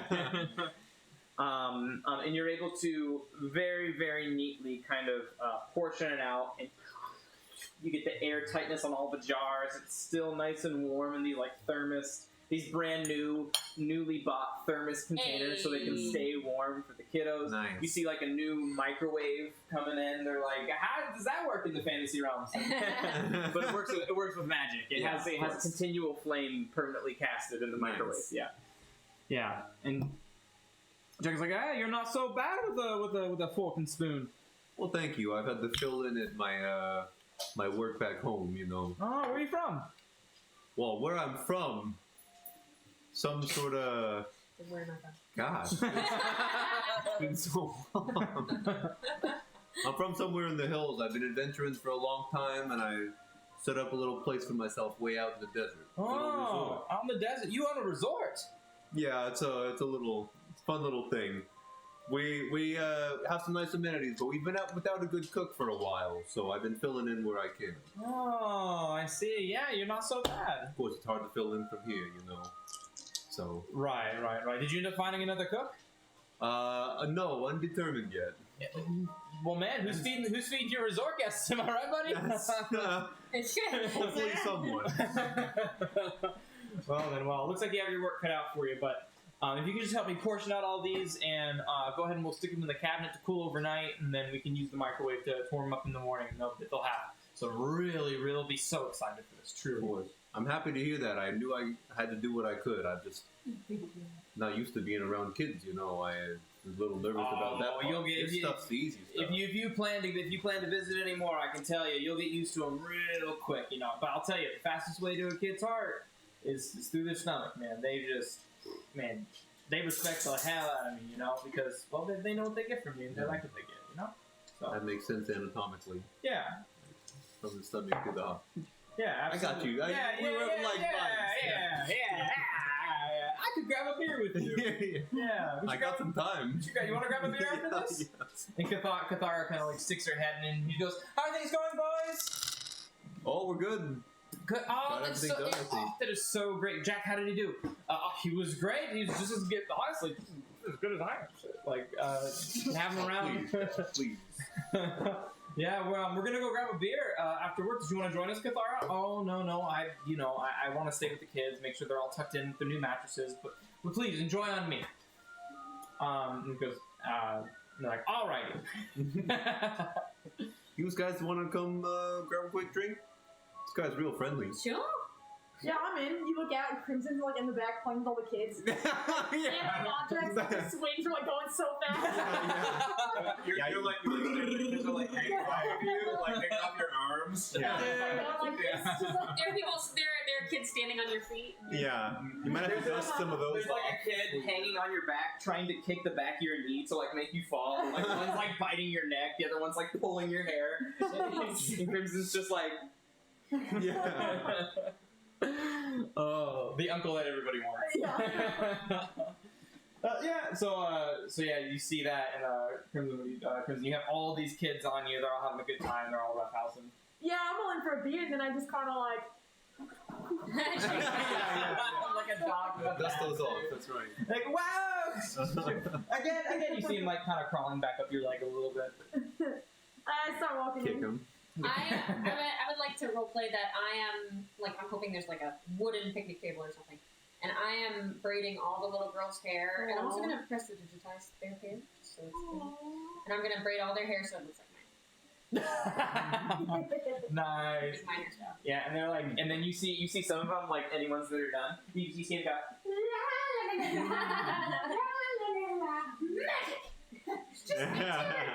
Aww. They're kind of like Nice. pretending they're you with their magic and song. And they're like, Taryn, and like one of the other girls, like, Taryn doesn't sing. She plays the lyre. Only a true Taryn fan would know that, though. Oh, nice. I Deep sang a cuts. time or two. And so, you guys are heading over. The Blue Jack is the closest bar from the slums. So you guys will. Is Gawain the guy? No. He's That's the Silmore. Gwen's the poison shop. Yeah, Silmore is the. Silmore. The Blue Jack is the one that has is the one that has the dwarven ale. Yeah. Oh. But let's go over to Mordai. You said you were going over to your shop. What's up? Oh yeah, I would just kind of go in and go up to see Quietude. Yeah, Quietude. Yeah, absolutely. She gives you a nice hug, gives you a little peck on the cheek, and is like, "Is there anything I can do to be helping out? I feel so bad just doing nothing here. I feel like I could be helping." Oh, no, you're honestly just seeing you is wonderful, and I have some wonderful news, but also it's a little bit sad at the same time. Okay. I have to be going away for a little while, but I'm going to the realm of our Lord. Oh, are you excited? I'm so excited. Where are you going to go first? Well, I think we're going to see the statue of Tiamat, but I was hoping that along the way we could maybe see the river Styx, maybe see a little bit of the blood. Oh, That would my- be wonderful. I'm going to paint so many pictures while I'm down there. Do you have anything that can like capture the moments while you're there? I don't. Taryn might have something, but I mean, honestly, I mean, what you've shown me in my dreams, I can only imagine pale in comparison to the real. I can't imagine what it's going to be like being there in person. I've only ever seen it Oh, in dreams Lord, I'm myself. so excited for you. I know, but I'm so gonna long. miss you while I'm down there, and but hopefully while I'm down there, I will learn knowledge to become more powerful, and I can prevent anything bad from happening to you, and make the future that we both deserve. Hell yeah. And Asmodee is his name. Amen. I'm glad that's what you said, because that's what my mind Are you sure there's nothing I can be helping out? I can help clean. I ran a pretty clean bar. That is very true. You do have a lot of business sense. I mean, I do happen to know the owner of this joint, and he could be looking for a new manager. You know, I'm not saying I have to start at a managerial position, but you know, I'm just saying I'm pretty good at what I do. Alright, yeah, well, I'd be happy to have you help out around the shop. Oh, thank you. It'll give me something to do. I just kind of going a little stir crazy there, like, you know. I mean, don't get me wrong. I love this. Great. So nice. Love this. Nice. But I feel like I need something to do. Of course. You know. Mhm. Yep. I understand. Well, I'll spend the rest of the evening with her. Okay. Cool. So you guys will Are go. you gonna get this hero food? Oh, that's right. I was going to go back to the Tower of Order. I mean, she think can have it too. I mean, we had talked about going. We talked about meeting up at the Tower of Order, so I'll go back to Tower of Order at 10 and then go back. Go, quick bite to eat. Yeah. You message, you up?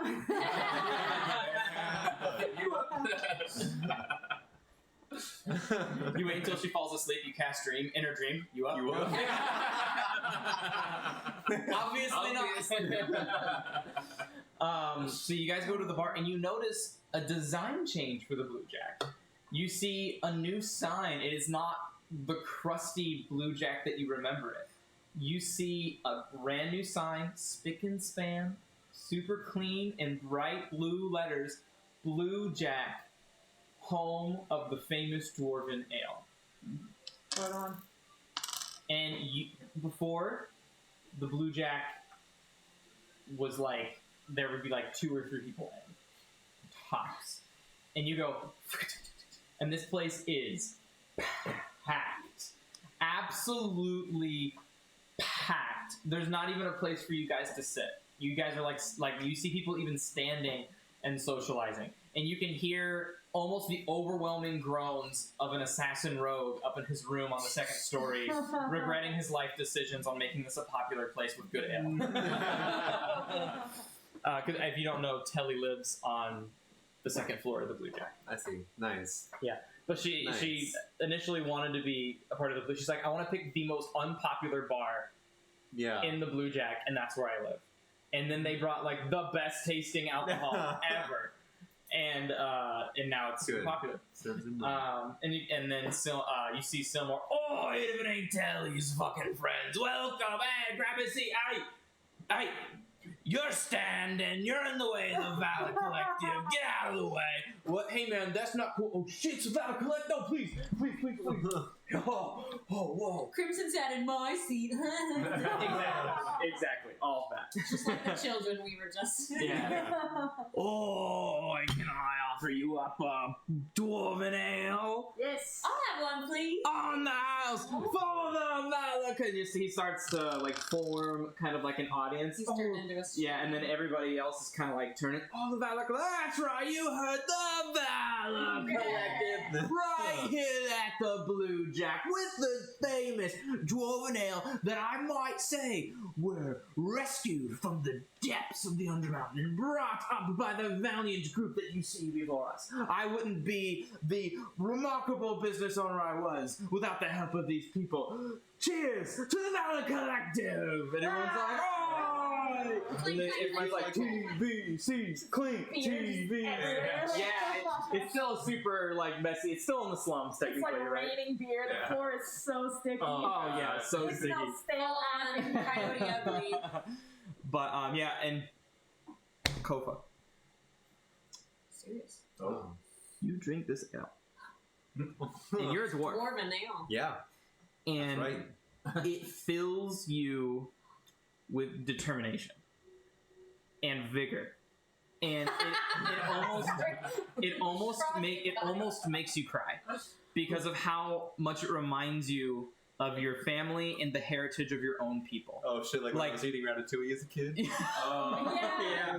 Like this is the closest you've ever tasted anything to home of your own people, of your own kind. This is like your ancestors made this millennia ago, and So it was give them inspiration. aged millennia, and it's now as ripe as it could be, and it almost brings a tear to your eye. How It does bring a tear to his eye. A big one. He's gonna say, "Tastes like home. Reminds me of my cousins. It's my forefathers' blood, sweat, and tears in here. Cheers to you, son."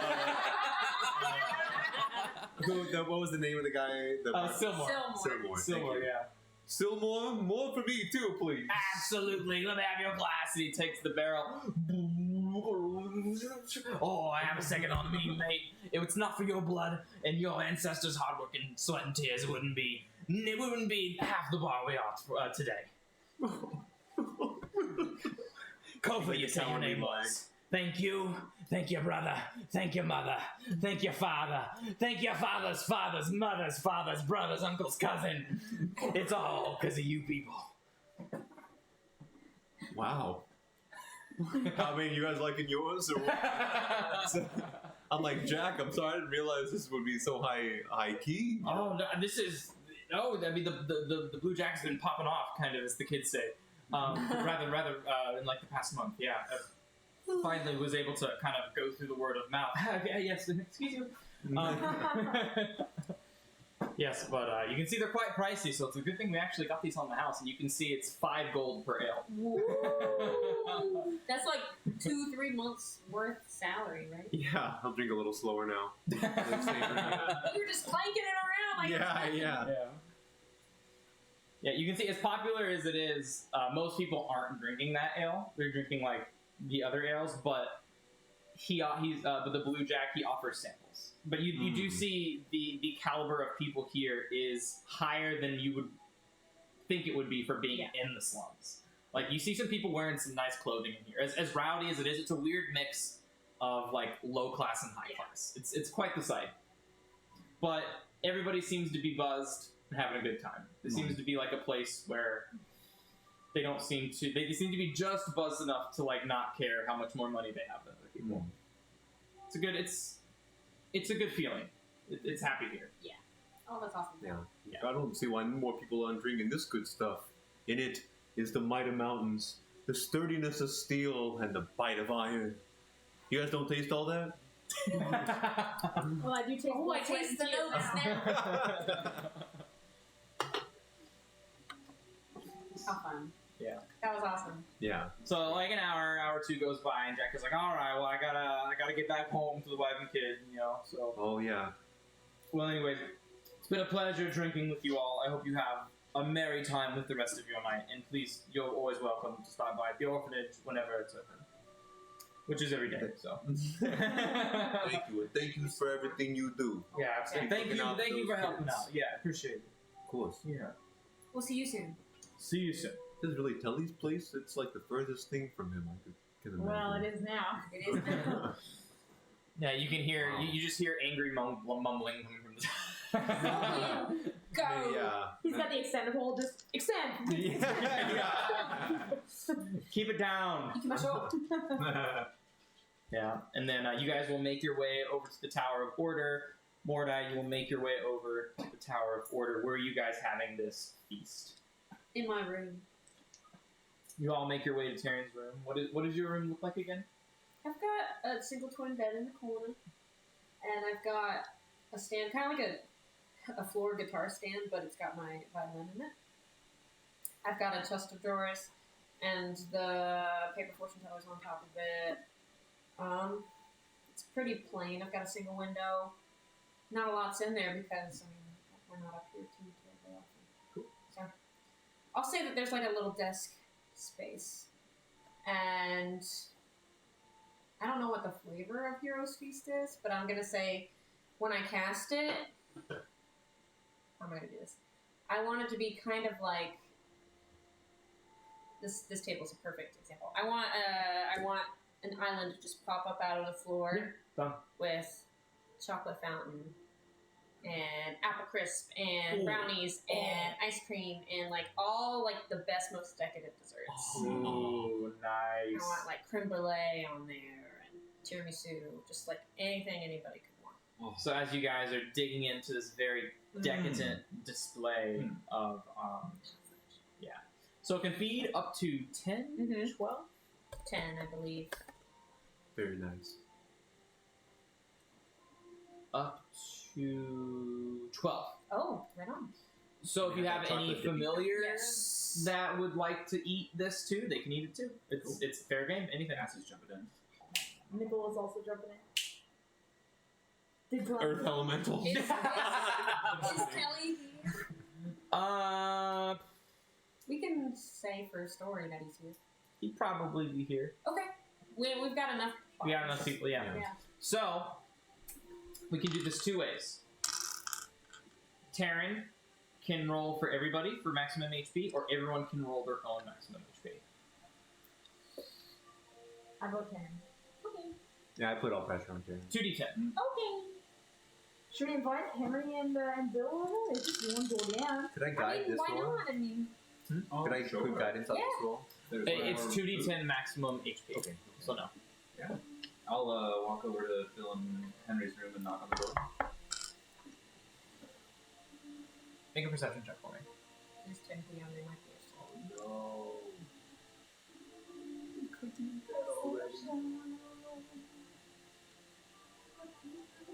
Remember, you're really good at those. 19 actually. Okay. Hey. You can hear Slice snoring. Okay. Wake them up so we can get extra Yeah. HP. They're asleep right now. Dang it! I could double their HP right Yeah. now. Triple. More than that. You're giving out HP down here. All right, 2d10, roll it. Alright. That's Roll. 10, right? 6. 2, only 8. Sorry, Okay. Hey. 8 max. Hey. That's 8 more max HP? Correct. I'll apply that whenever your tokens are eligible for application. Cool. And you will have advantage for the next 24 hours. You will have 8 extra HP maximum. Whoops. And you will have advantage on all wisdom saving throws, no matter the source. And you are immune to the frightened condition. And you are immune to poison. Yeah. Is it charmed too, or just I frightened? think it's just frightened. Frightened, poison, wisdom saves, max HP. Oh, let's check. Immune to poison, frightened, wisdom save advantage, maximum HP 2d10. Yep. And the creature is cured of all diseases. Brandon, I don't know if you know my Oh, I know. HP normally. I don't know if I ever brought it down from the last time. So I just added. I'm gonna my fix Mage. everything when your tokens get on the map for the first time. So don't worry about it right now. And I've already written down 8 max HP. So I will apply it when it's necessary. Okay, I just wanted to make sure mine was right. Gotcha. On my D&D Beyond. Yeah. If it's on D&D Beyond, it's correct. Okay. Yeah. Unless it doesn't say you're level 18. I just don't know if I ever took it off from the last time. I cast. You can tell if you click on the Oh, yeah? HP and then It would say the max there's a modifier. max HP modifier. Got it. Thank you. I'm right then. Okay, cool. Hey, would Mordai have done the polymorph to take the hero's piece? Oh, good call. No, he would take it in his In this form. In this form. Okay. Mordai's form. Yeah, he Okay. would also. Because actually most of the stuff doesn't apply. Like he already kind of gets most of that. Okay. But also he would ask Telemachus if he could borrow the Ring of Spell Storing. Yeah. And he'd say, Crimson, would you mind putting in a couple of maybe Misty Steps in this ring? I've noticed that one of the magical abilities I've been fond of before tends to be some sort of teleportation, and I believe that in my research for one of these new forms that I'm attempting to be in, I don't know if I'm going to be able to have that ability, and I think it would be good to have. Yeah, cool. I believe, as I've seen before, it can hold at least 2 Misty Steps and maybe one more of something else. I'm not sure. Yeah, one more small one. But I can give you the 2 Misty Sticks for sure. I can give you a shield or a fairy fire. I Bless. touch the ring, and a purple cloud comes from under the ring, and just like envelops it and gets sucked back into it twice. Wild magic does not surge at a time. Aww. I'm saving it for when it's important. Yeah. Anything else for the first level slot? What do you want?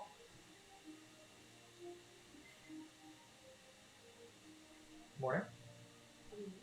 Oh, I'm not sure anything that you have that you think might be useful down there.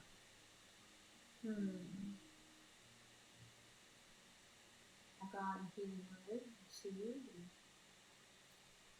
bless. A healing word might not be a bad idea, just in case I would rather have a little bit of something healing. goes down. Unless you want to do it. Go for it. Alright, I'll give him the first level healing. There you go. Thank you. And I'll hold on to that ring for the time being. Do I have to attune to the ring in order to use it? Yes, it is Okay. an item. Okay, yeah. Excuse me. And then, as I'm like eating toasted marshmallows, I know that we're all immune to poison right now, but shouldn't somebody be wearing that poison thing? Is somebody wearing that? Nobody's wearing it. It's in the bag of It's holding. in the bag of holding. What was the poison thing? Periactive proof against poison. That. Oh. It is a How fun. it's an item that does not require attunement, and whoever is wearing it, it protects the user from all poison. Mm. Yeah, someone should, because, I mean, if it's longer than a day. Anybody? Dibs? I would probably be the person that would least need it. I would wonder. Get after it. Just as long as someone's using it. Yeah. And this hero's feast will last until tomorrow at 10 p.m. I want to know what everyone's eating. Roasted marshmallows. Closing my phone. Creme brulee. Is there wine? Yeah, dessert wine. Yeah, yeah. Oh. Oh, yeah. What dessert does Kofa go? I'm trying to think. He'll double up. He'll do tiramisu because he saw that, and he'll do a little carrot cake. Nice. I'm gonna have little a hill. brownie a la mode. Oh, ice cream. hell yeah. Nice. And chocolate Yeah, I'll put sauce some and ice cream caramel. on there too. That Nice. sounds good. Sorry, I had to know. What's Telly eat? It's What would Telly eat? Fucking anything he can stick his knife in. That's Yeah. true. Yeah. Nutella knife. spread. Nutella spread. Yeah, probably. Periactive proof against Speaking poison. of things you can stick in. Yeah. Yeah, I already had one of those Remind too. me what I'm attuned to. You are attuned to Sin, Eldritch Claw Tattoo, and the Scarab of Protection. Scarab of protection. Thank you. Yo, thank you again for pizza and brownies. Of course! Anytime, homie. Very apt. Good. Thank you. So is there anything else you guys would like to do before you long rest? Against poison, I am going to look up this proof against poison. Not from here. I'm gonna cast sending on Adrian. Okay. Just be like, No what? hey buddy, proud of you. Stay strong and calm down, man. Nothing's that serious. It's gonna be okay. And do 20 push-ups. And I'm bunking with him, right? Yeah. So I hear that? Yeah. Okay. The response is 35, 36, Whoa! 38, 30. Nice. I fucking 10 p.m. Homeboy's going hard, dude. He's so Hell yeah. dedicated. You really have been keeping in touch with that kid? Almost every day. And you think you have an idea when this Alistair character came around to him? No. Are you even sure that he did? No, I'm not sure. But he's got some kind of magic akin to mine. And that kind of magic doesn't happen on accident. I understand. Sorry to bring it up. I know we're coming to bed. This thing's been keeping me up lately. It's No, I know, me too. Me too. time to talk it out, you know. But how is he doing right now? Everything good? He's working hard. I hope not too hard. You know. Kids are so driven these days, am I right? You could hear like Rage Against the Machine being played in the background. Just punch your bag at midnight. Yeah, well, maybe if he's got that fight, maybe he just needs something to fight for. Hope so. Just like what we found. Anyways, have a good night, Kriggy. Night, Coach. Yeah. Go for dropping wisdom bomb. Yeah. Alright, is there anything else you guys would like to do before your long rest? Oh, sorry. Alrighty. Where are we meeting up to do this? Good question. Basement? Up at my shop? Sure. Yeah. Yeah. Probably the most hellish equivalent Oh. on the service. Alright, well with that, long rest. Complete. So any spell slots. I could totally hear that being played at like a rave or something. Yeah. Oh my god. It's like right when everyone's getting tired, and all of a sudden they're like, No, dude, like the beat's about to drop, and it's like, "Hi, my name is Nurse Joy." hell yeah. Alrighty. So you guys wake up. You have breakfast, and zooming on over to AMS Arcana. Mordai, is there anything you do in preparation before the rest of your crew comes to your shop? I'm just gonna have some coffee with Quietude, spend the morning with her, and then let her know the plan that everyone's coming over, and we're gonna make our journey in the basement, and for her to try and stay out of sight when they come over. Okay. And so she'll stay upstairs for now. I'm nervous. Is AMS Arcana open? I would have keep it closed. Tell my shop people to keep it closed for the time being. Okay. It's not open until we're done. Like with hell? No, until we leave. Okay, so they see you go and they're like, okay. Yeah. And I will say, in the morning, before they come over, I will go down to the basement and begin a true polymorph on myself. Ooh. Into what? I guess we'll Before? see. And you'll see. Before they get there? Yeah, before they get there. Ooh. Okay. Cool. Alrighty, and Do you show Quietude? I don't know. Should I? She might like it. She might be into it. She's into that sort of thing. Mordai is actually not very fond of the looks of this creature, to be honest. So he probably wouldn't actually. Okay. Yeah. So you hear you see it's closed. AMS Arcana's closed. Do I see anybody in there? You see Aoth and Asnar and Gilly. You see him? Let us in! Ah, right. Yeah, we were expecting you. All three of you hear in your minds, the door's open, you may enter. Oh. He's never done that before. Lord Mordai is expecting you. In the Mordai's basement. never spoken to us telepathically because he doesn't have message or anything, right? He has the blue. As the Blue Abishai, yes. Yes. But this is a little bit further away Mm-hmm. than you would have noticed before. Ooh. Yeah, that's normal. Thank you all for coming. I should warn you, you all hear in your minds as you're coming into the shop, I should warn you I've been working on my new form, and so do not be alarmed when you come down to the basement. But rest assured, it is me. We open up the door, the basement's pitch black. Yeah. Can't see shit down there. They'll just fall down the stairs. Yeah. Alright. Well, that bodes well. Yeah, I don't know about it. The stairs are spooky. Just kidding. Yeah, it's dimly lit down there, and so as you enter the basement, you see a creature who's shorter than Mordai, about maybe like 5'8" or so, particularly a little bit more rotund, and bipedal, and a face that is kind of like a little slimy and green, and like has almost like a pig nose snout.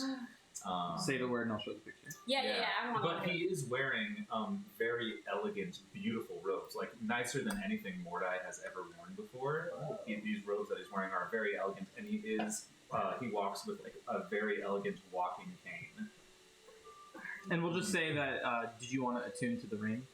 Yes, In and this I would form? like to attune. Yeah, and you see the spell scroll ring, the spell holding ring, spell storing ring looks like two scrolls that are kind of furling together like that. Oh, cute. Cool.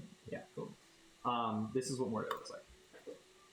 Oh! Thanks, I hate it. Here, if you click the click the actual picture. These little teeny tiny wings. I know. Here, click it. Just click. It'll make it bigger. Yeah. They're fierce. I like the cane though. Can you fly? I can. Oh my god. Yeah. I call cap. I just picture that it's like a bumblebee where you have like almost no control. Right. And it's just Yeah. and it's super loud. It's like Heimlich from A Bug's Life when he turns into a butterfly. He's got these itty bitty. Oh, thank you. Thanks, Did you? Roger. Oh, wait, the time ran out. Beautiful Oh. butterfly. That's all right. Beautiful butterfly. Oh man. Yep, that's him. But yeah, Yeah. that's the form I am currently in. All right. Well, I mean, you definitely look important. Kobe's gonna say. I just freaking love that his wings are pierced. Yeah. He's like, hey pal, we're supposed to be meeting our friend down here, but we don't know what he looks like. Can you help direct us? Good one, Kofa. You kidding me? Is your form speaking, or are you still telepathic? I'm still telepathic. Okay. At the moment, yeah. I mean, you look great. You can fly like that? I can, and you see him actually levitate off the ground. Levitate or fly? Fly. but I'm gonna say it's like aided with like some magical levitation because the wings are a little small, so like they're not flapping too as hard as effortful. they should be for like the size and Yeah. the proportions. Totally, yeah. Well, that defied all expectations. And What made you choose this form to go down? I think it's going to provide me with the necessary power. He says in common. oh, To okay, you. cool. Whoa, is it your voice or is it? Oh, it'd definitely be a different voice. Yeah, it would Do it. sound like How would it sound? it would sound like Mordai, but more gravelier and deeper. Can you? Oh, sorry, what did I say? The question you asked? I think it will supply me with the necessary power. I think it will supply me with the necessary power. Oh. Exactly. Anyone, you said anything else going on when instead of going to hell, I'm suddenly getting second thoughts. I mean, I'm nervous, but I don't know what to say. Okay. Kofa, it'll be fine. Relax. And he actually casts command on you to relax. Oh, make a wisdom saving throw. What you have advantage on? You do have advantage. And Oh. Get advantage on that bad boy. Yeah, 18? he fails. So Whoa. you are forced to relax. So for the next 6 seconds, you are completely relaxed.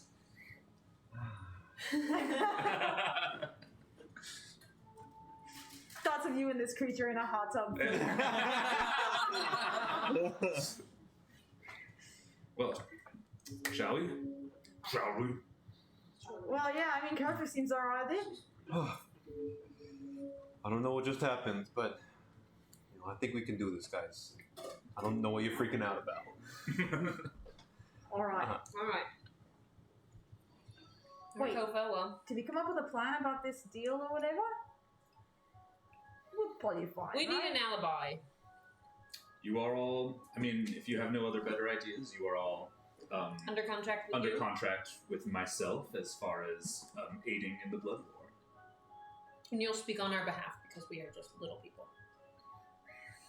You're free to speak if you wish. You're free to speak if you wish. Well, alright then. Kind of waiting. No one else got last words. Fuck. All right. Well, if we're doing this, Alright, I want to cast guidance. Sure. On him as he. We've never gone through the gate spell before, so yeah. just to be safe. Kofa, how do you begin casting your incantation? So he's gonna pull out the axe. He's gonna set it firmly on the ground, and he's gonna say, he's kind of trembling. He's gonna say, "You Tenselor, be with me. Of all that is united, efficient and balanced, please guide me here, and with your far-reaching arms, carry us to this realm by the name of what's it called again? Avernus? Avernus. Thank you. Carry us to this He like realm. actually says Yeah. Mordai. line. So the transporting magic's gonna start stirring as he's kind of pointing at it with his with that diamond as it's sort of stirring with that, and then he's gonna finally now for one finishing touch, he's gonna unleash his towel and kind of whip it in a circle and just give it a whoosh right in the center of where all the magic's concealing, and that's what will kind of cause the portal to open up. Nice. Cool. So with the snap of a towel, Kofa, as you channel the divine power of Utensilor, pure energy that swirls and coalesces takes shapes after the crack of your whip as it starts to expand outward. Are you casting gate on the wall, on the ceiling, or on the ground? On the wall. Okay. A gate, a portal to another plane of existence opens before you, much like the ones you have seen in the Undermountain. It's akin to a rift between space and time, and you now gaze through a dark, swirling red portal that hints at the destination on the other side. All that's needed for you all now is to step through. And you just see it kind of pulsing. You can't see the other side. It is just a swirling vortex of blood. Oh.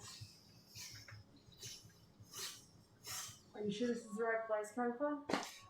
And so with the manual of planes, if you were to check like the color pools is like a blood crimson red. So you crimson, I told you it would be a nice red. Secret, I told you.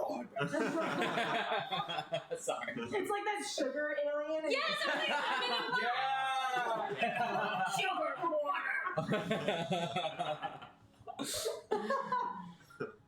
That's funny. Well, How funny that we both thought. yeah. Let's go. Mordai wants to walk through first. Okay. Do you all follow? Yes. Yeah. Oh yeah. What's the marching order? I'm going last. That makes sense. You're the one casting. I'll go How about first. we go flank over Mordai's shoulder, and then go back 1, 2, 1. Diamond formation. Yeah, Diamond diamond formation. formation. And Kofa, as you take one last look at the back of the material plane, do you have any parting words as you follow your comrades to hell? Whatever. I'm thinking of Lord of the Rings when they go into the Pass of the Dead and Gimli's last, and he's like, I can't believe fucking everybody got walked in before me. Like a dwarf will be last. So he'll say something like that. And I'll go on the ground when it's wolf down. Yeah, I don't know we hear the end of it. Thank you. And Yeah, with that. Yeah. Taryn's gonna be not out loud, but Beautiful. saying a little prayer inside of her mind and heart to Bahamut as we walk through. Just protect us, keep us from harm.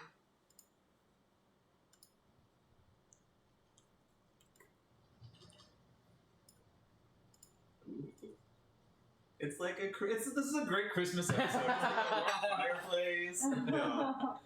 Chestnuts roasting Yeah. with everyone else. as you step through, you transcend the divide between the planes. Your souls instinctively cling to your mortality like sovereign glue, as you are jaunted into someplace new, someplace different. As you all start to get your bearings, a feeling of dread and malevolence washes over you. For the desolate and nightmarish wasteland that is Avernus now stands before you all. To your front, you see a vast, desolate expanse of cracked and broken ground, covered in open fissures, broken, rusted weapons, and the remnants of infernal war machines. These, they would be akin to a tank that would be like cracked from the center, and it's like in disrepair. Infernal war machines are basically tanks, very fast tanks. You see rivers of molten lava that snake throughout the land, sending up plumes of noxious smoke that darken the sky. In the distance, you can make out the twisted and gnarled shapes of blackened skeletal trees, but they offer no solace and no shelter. To your back, against the towering cliffside rock, rests the colossal skull of a great worm. Its eye sockets, like dark voids, gaze eternally into the horizon. Surrounding it are bones that defy reason, towering ribs and femurs the size of grand cathedrals, casting eerie shadows that stretch into the distance. Let me move you guys.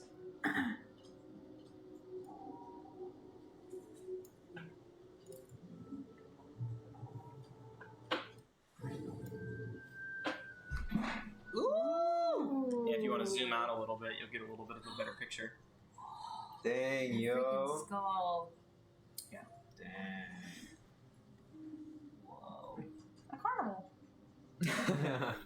The sky above you is a sickly perpetual twilight with a blood-red sun hanging low on the horizon, neither moving up or down, but forever on the horizon, as it casts an eerie crimson glow across the landscape.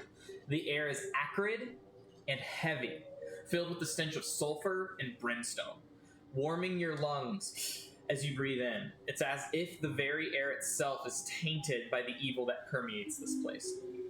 If Waterdeep is the city that never sleeps, Avernus is the battlefield that never sleeps. Demonic legions clash with infernal armies and ceaseless, brutal warfare. However, you seem to be far enough away from any battlefield at the moment. But that doesn't stop you from hearing the cries of the damned echoing across the blasted fields. The weight on your soul intensifies as you take in all of your surroundings. Being here in Avernus is wrong. It disagrees with your very being. Mm-hmm. Except for you, Mordai.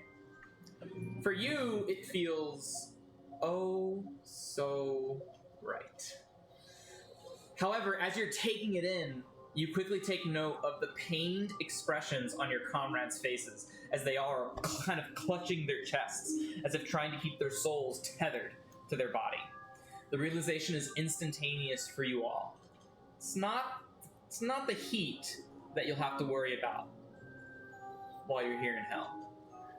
It's whether or not your soul can bear the weight. The gate behind you begins to wane in power. About a minute goes by as you all are kind of taking in your surroundings. The divine magic dissipating back into the weave before the material plane home snuffs out. Hell is here to stay. For now. What do you guys do? Oh my gosh, it's the bones of an ancient Leviathan. Oh my gosh, I've always wanted to see one of these in person. I like start taking off some of the bones and putting them in the back. Oh, this is just excellent. We don't really need Infernexus, do we? We can just go home and cast that again. I think it depends on how far away he is, right? I mean, maybe he's like really close, right? I Yeah. hope so. Oh right, Infernexus. Did he say like where he might be? He said a statue of Bahamut? Tiamat. Tiamat? Is he in a prison there somewhere, or? I think so.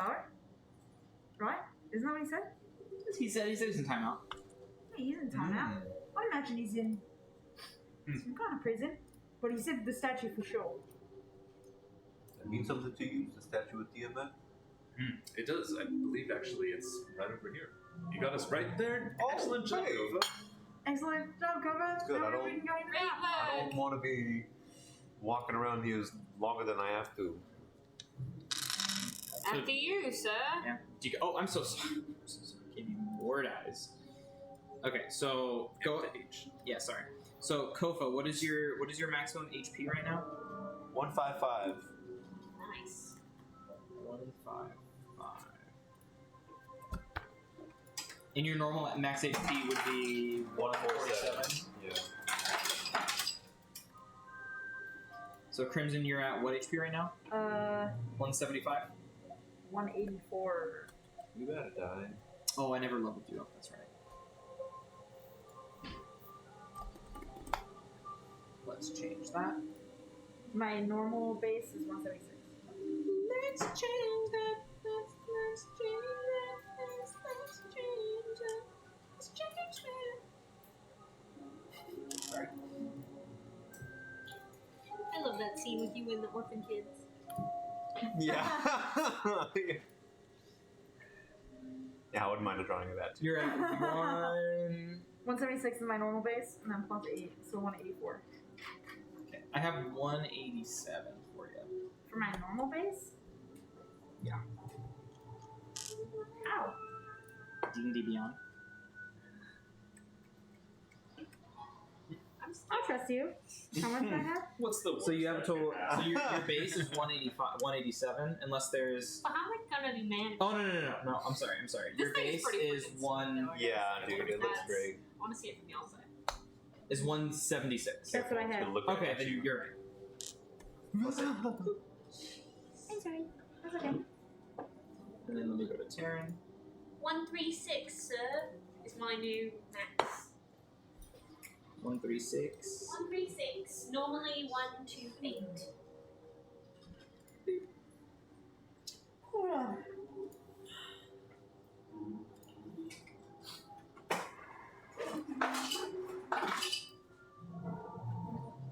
Crimson's kind of looking around and everything as we're like slowly walking forward. He just kind of like reaches over and like grabs Terran's jacket and is just like making sure we don't get separated. Smart. Smart.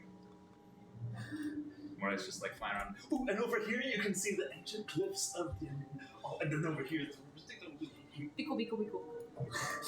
Is it everything you dreamed about, Mordai? Oh, that and more. Isn't the sky beautiful? Very crimson. It is red. We're trying so hard not to sound as uncomfortable as we are. I want to be excited. We want to be excited.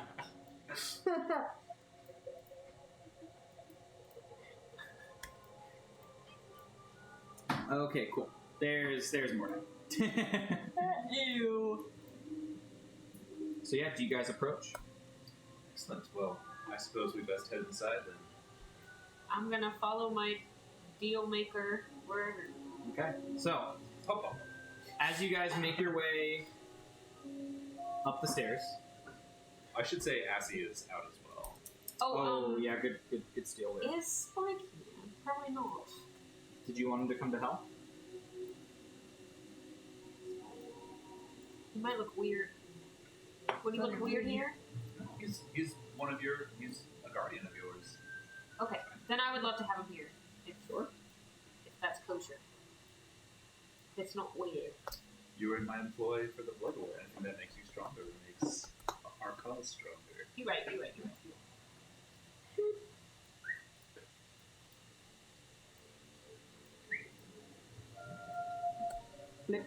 Alrighty. So, from the cavernous maw of the dragon's skull, acrid smoke rises in twisting tendrils, a ghostly testament to the beast's fiery past. A military tent, dwarfed by the surrounding enormity, has been pitched amidst the skeletal remains. A two-wheeled infernal war machine, and I'll kind of show you what that looks like. Do you want to Spike? Cool. No, you. I want to ride that. A two-wheeled, a two-wheeled infernal war machine, ominous and covered in strange runes, looms nearby, as though guarding this otherworldly camp. Shit. Drawn to the eerie spectacle, a dozen reptilian humanoids stand in a circle near the tent. Abishai. Their gleaming swords catch the pale light, contrasting starkly with their pristine white scales and the ethereal whiteness of their leathery wings. Their hushed guttural chatter fills the air, adding an unsettling layer of mystery to the already eerie scene. And I would like everybody to make a perception check. Yeah, you bet. Perception. Oh, not good. 16. Gary.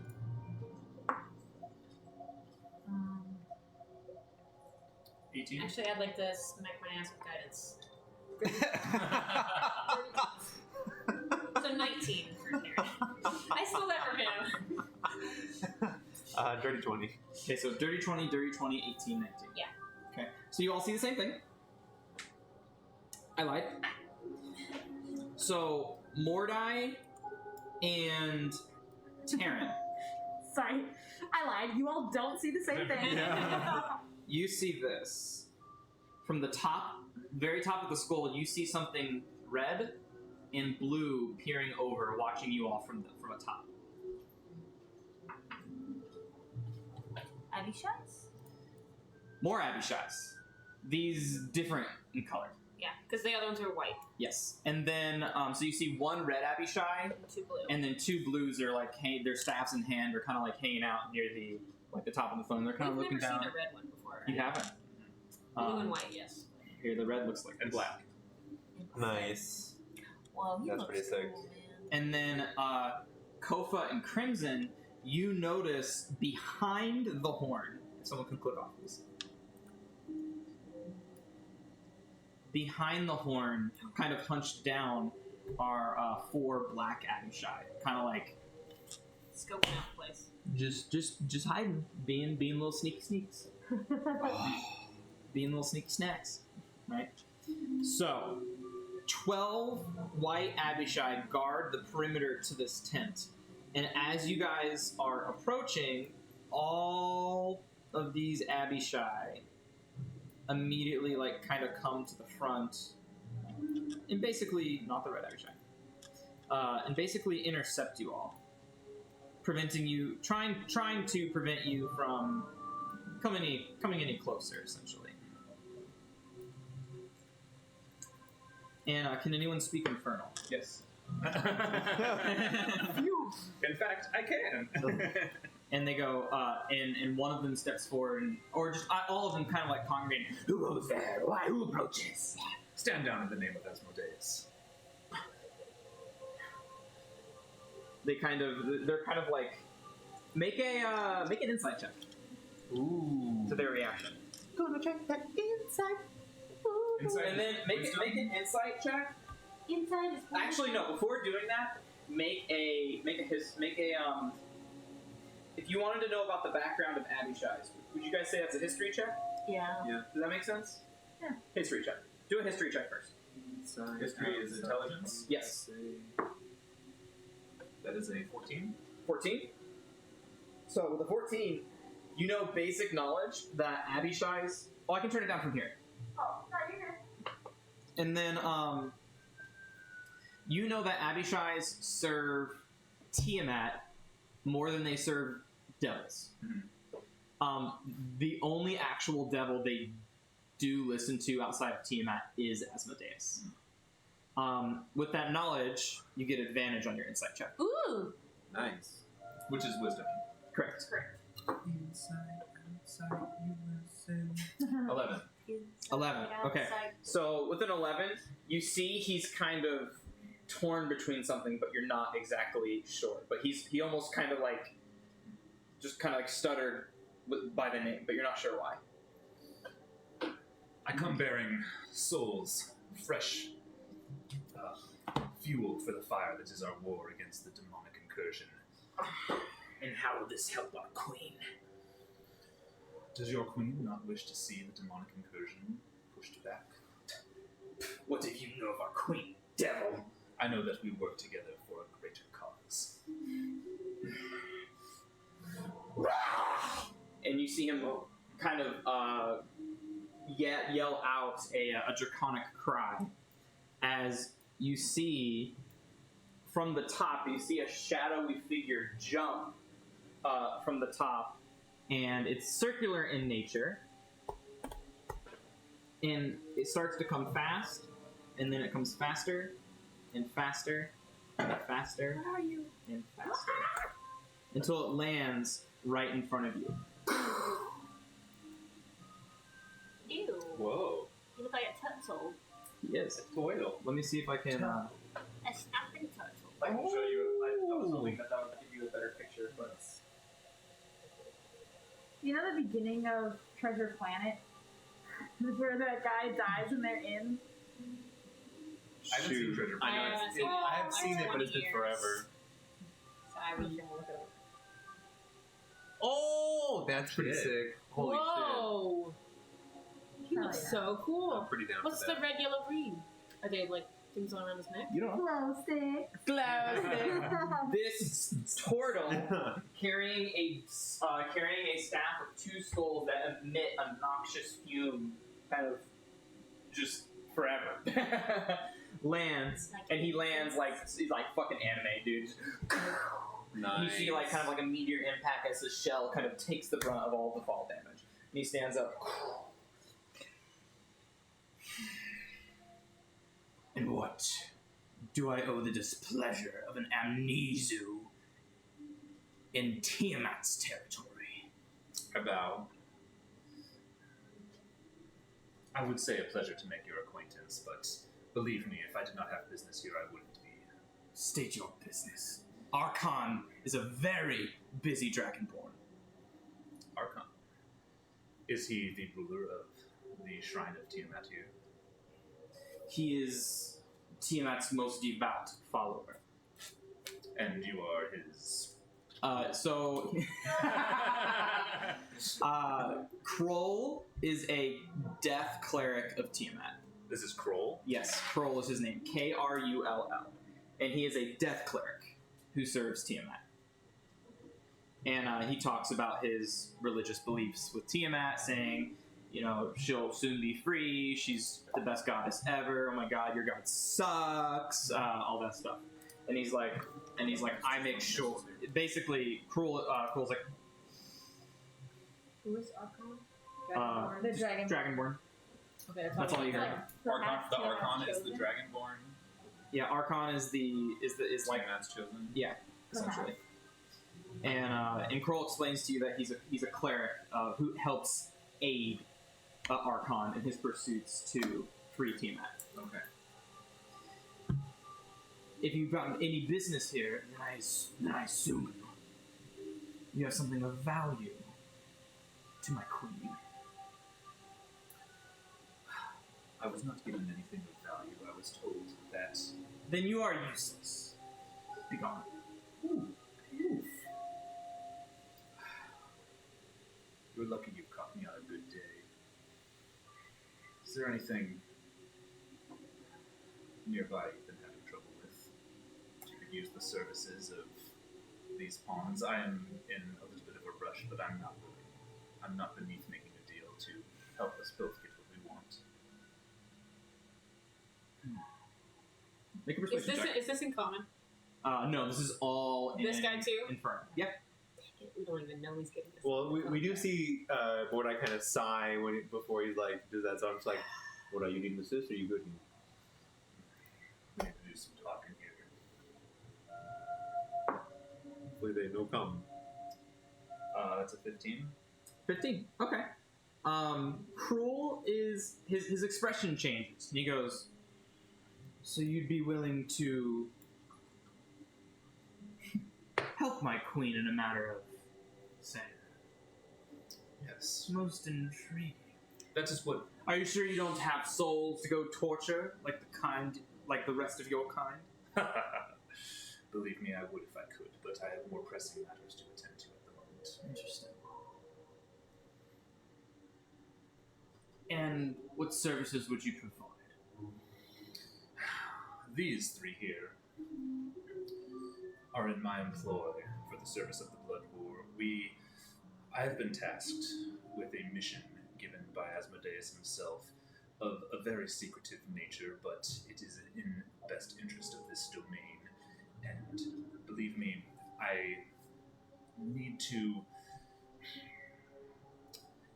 engage in dialogue with some of the red dragons that may be in the area. Well, perhaps. Yeah, perhaps if you scratch our backs, we can scratch yours. The sooner the better. I've got a very itchy back. Archon! I believe we have a proposal. One most interesting.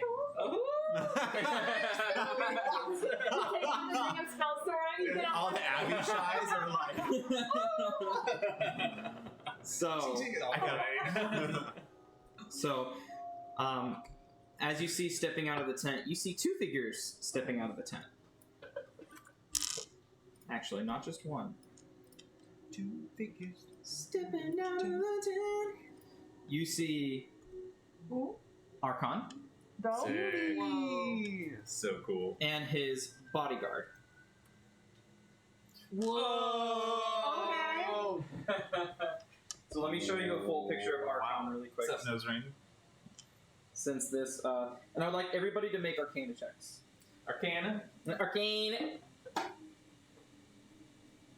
Look at that sword. Butts. 13.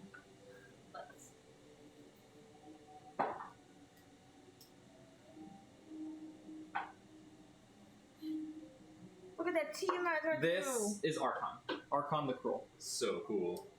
Whoa. Look at that Shit, axe. yeah. He looks.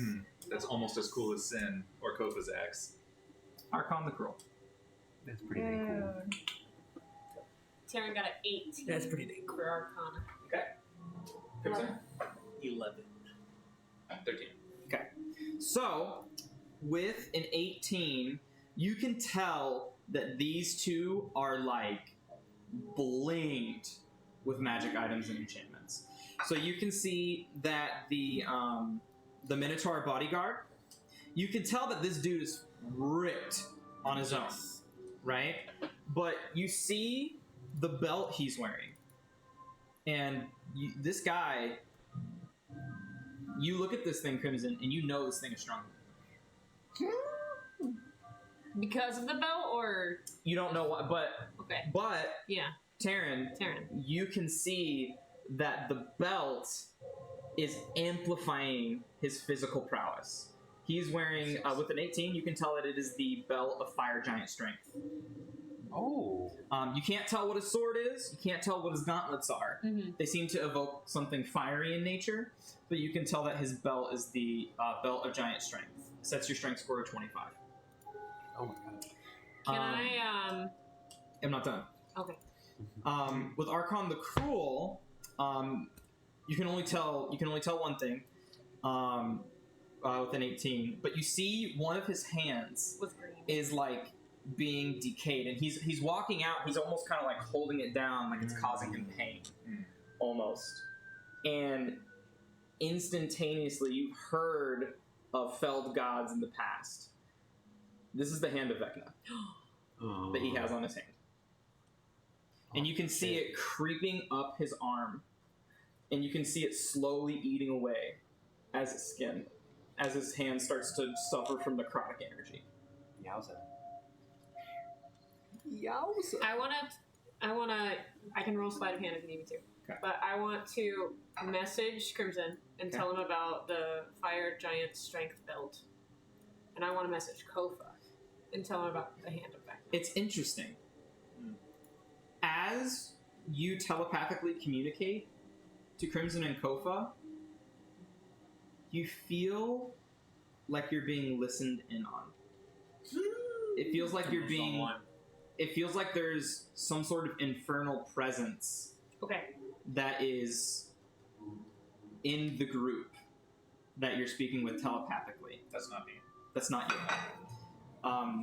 Yeah, so... Oh, well, the moment I felt that, I would stop.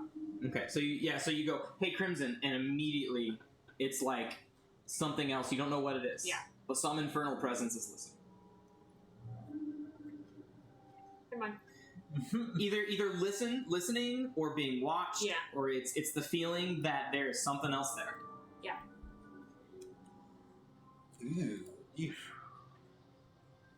Okay, and then you see the other Abishais kind of, the white Abishais kind of part the waters, and Krull steps to the side, and the bodyguard steps right here as he steps up to you.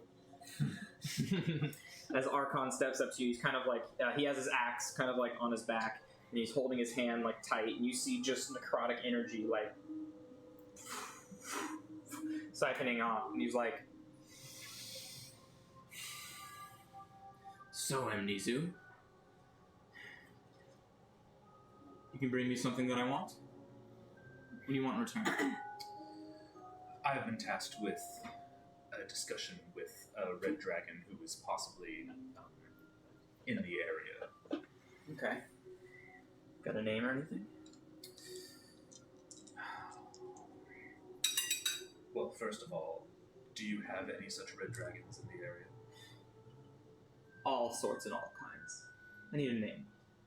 Infernexus.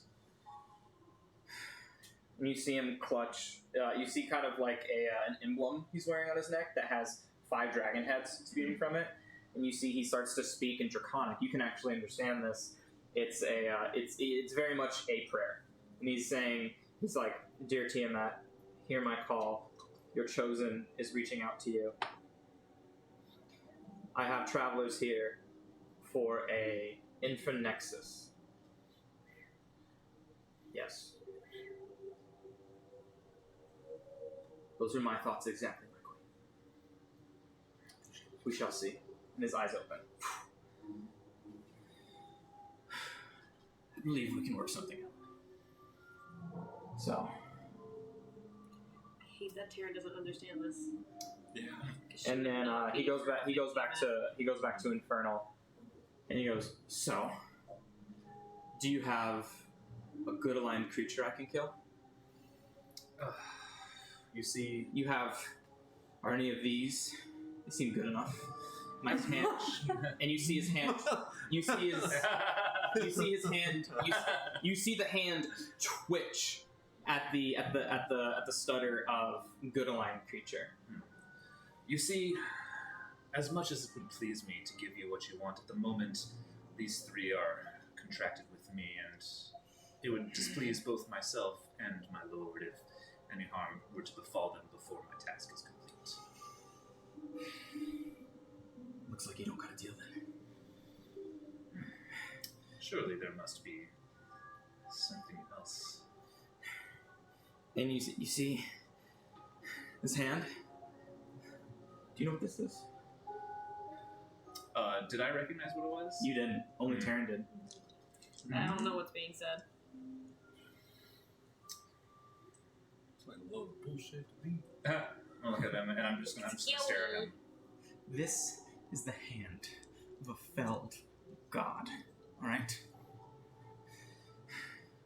And after a while, it starts to whisper to you. It starts to need things and be able to control its power. And right now, I need to kill a good, aligned creature in order to satiate itself, to focus back on my task at hand. And it's just twitching and writhing. Every time he says good, it just like looking like it wants to strangle something. If that's not something you can provide me right now, well then, unless you've got an orb of dragon kind at disposal, or anything else that can help me free my queen, well, you better have something pretty fucking good. I'm gonna turn around to the group and telepathically speak with them.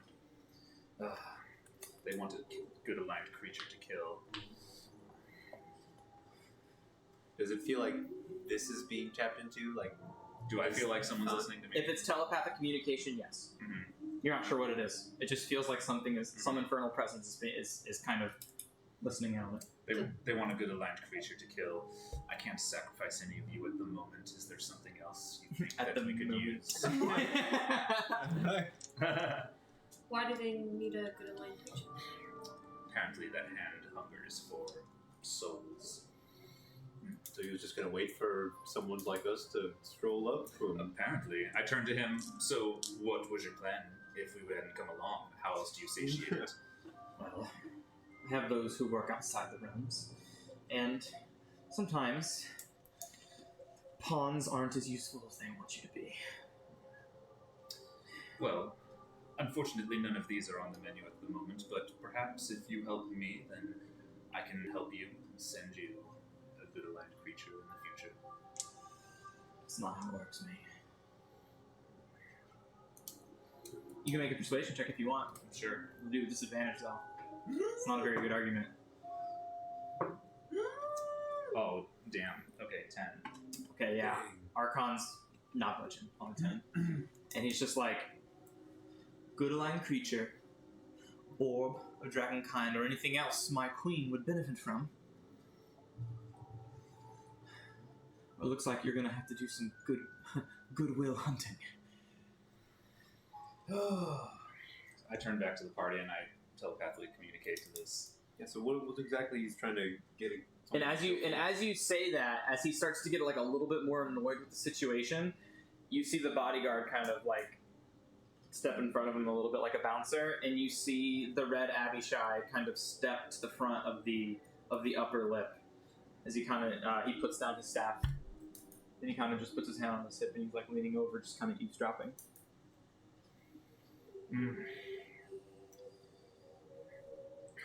You try my patience, but out of the goodness of all that is lawful, I will be back with hopefully a better proposal.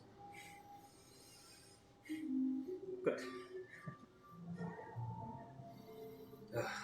Come, and I like walk away.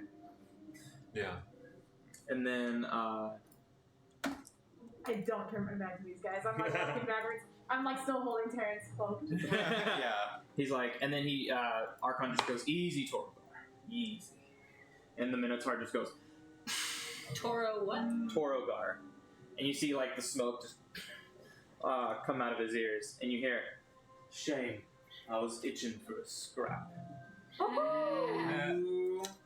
And What language does he say that in? he says it in Common. Okay. Good. His name is Torgar. Torogar. Toro. Yeah. And Archon goes, Cruel, go back to my tower.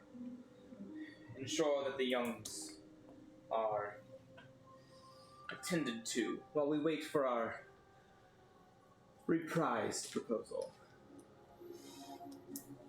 Of course, Archon. Come, Torogar. And you see, back to your stations, Abishai. And you see, and then he looks up and he nudges back to the red Abishai, and the red Abishai like takes a step back. All the white Abishai kind of go to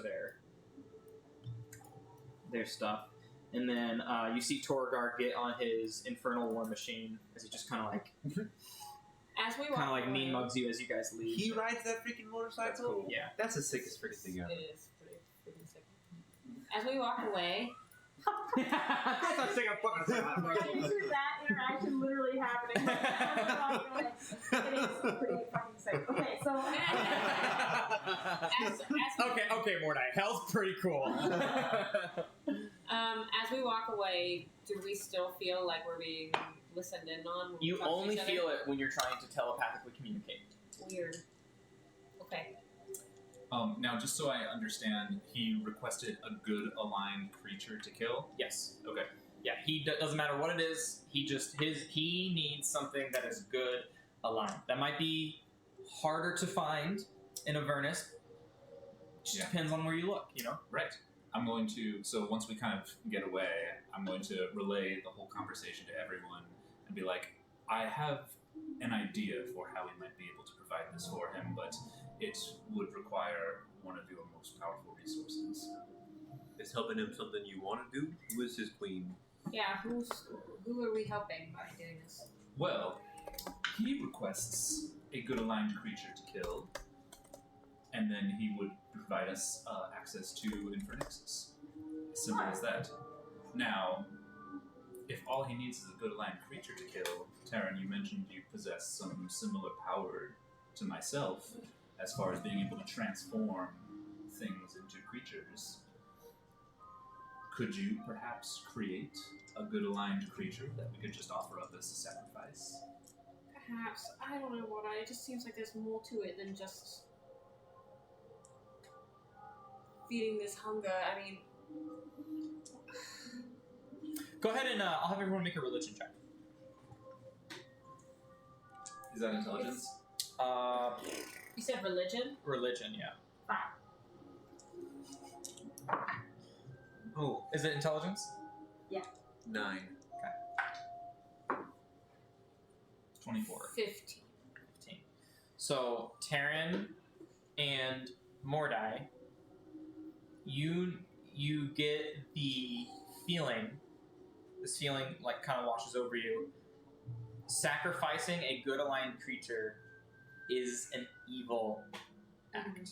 Is an act of evil. And you have that conscience Yeah. weight on you.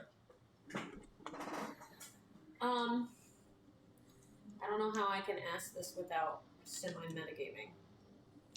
But is there a way to kind of do an insight check on the interaction between these two, even though I don't know the language in which they're speaking? Like whenever they were talking to each other.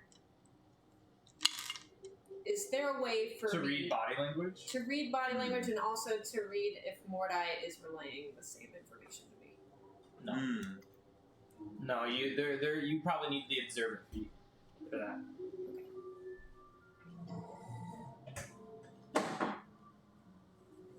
I don't know why. Are we sure that this person is something we want to help? I mean, like I would say yes if you were like very familiar with devils, Yeah. but because they're so alien to you, I would say probably not. No, I would prefer not to help this creature, but I mean, if it's as simple as creating a good aligned creature from nothing that is then offered up, then this is not a being that really truly had a soul to begin with, and perhaps it would not displease your god, it would satisfy this creature. It seems the hand has hungers for good aligned creatures, but aside from that, we offer up the sacrifice, we get Infernexus, and then we're on our way. I mean, still, even if it comes from an inanimate object, it becomes a true living thing. It carries the same physical attributes. It carries the same amount of hit points, without saying hit points. It has the same lifeblood as Nickel here.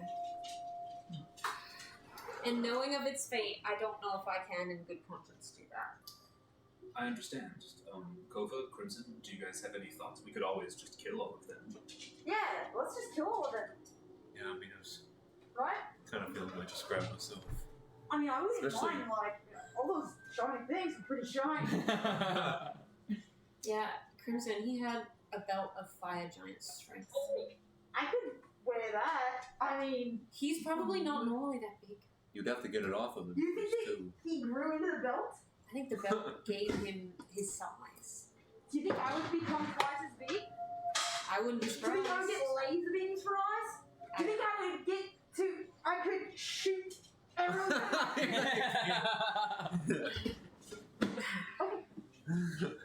Maybe... I mean, I just think it would look really good on me. So if we would just kill all of them, I mean, they're obviously bad, right? It would be a difficult fight. It would be a How very difficult difficult? fight. We'd still have to get what we came for afterwards. Mm, I mean, if we can settle this in a diplomatic manner, in my opinion, that would be the safest and least amount of bloodshed. Alright, so we want to kill all of them. It's still on the table, of course. It's still, yeah, of course. Are we sure there's no other way to retrieve your friend?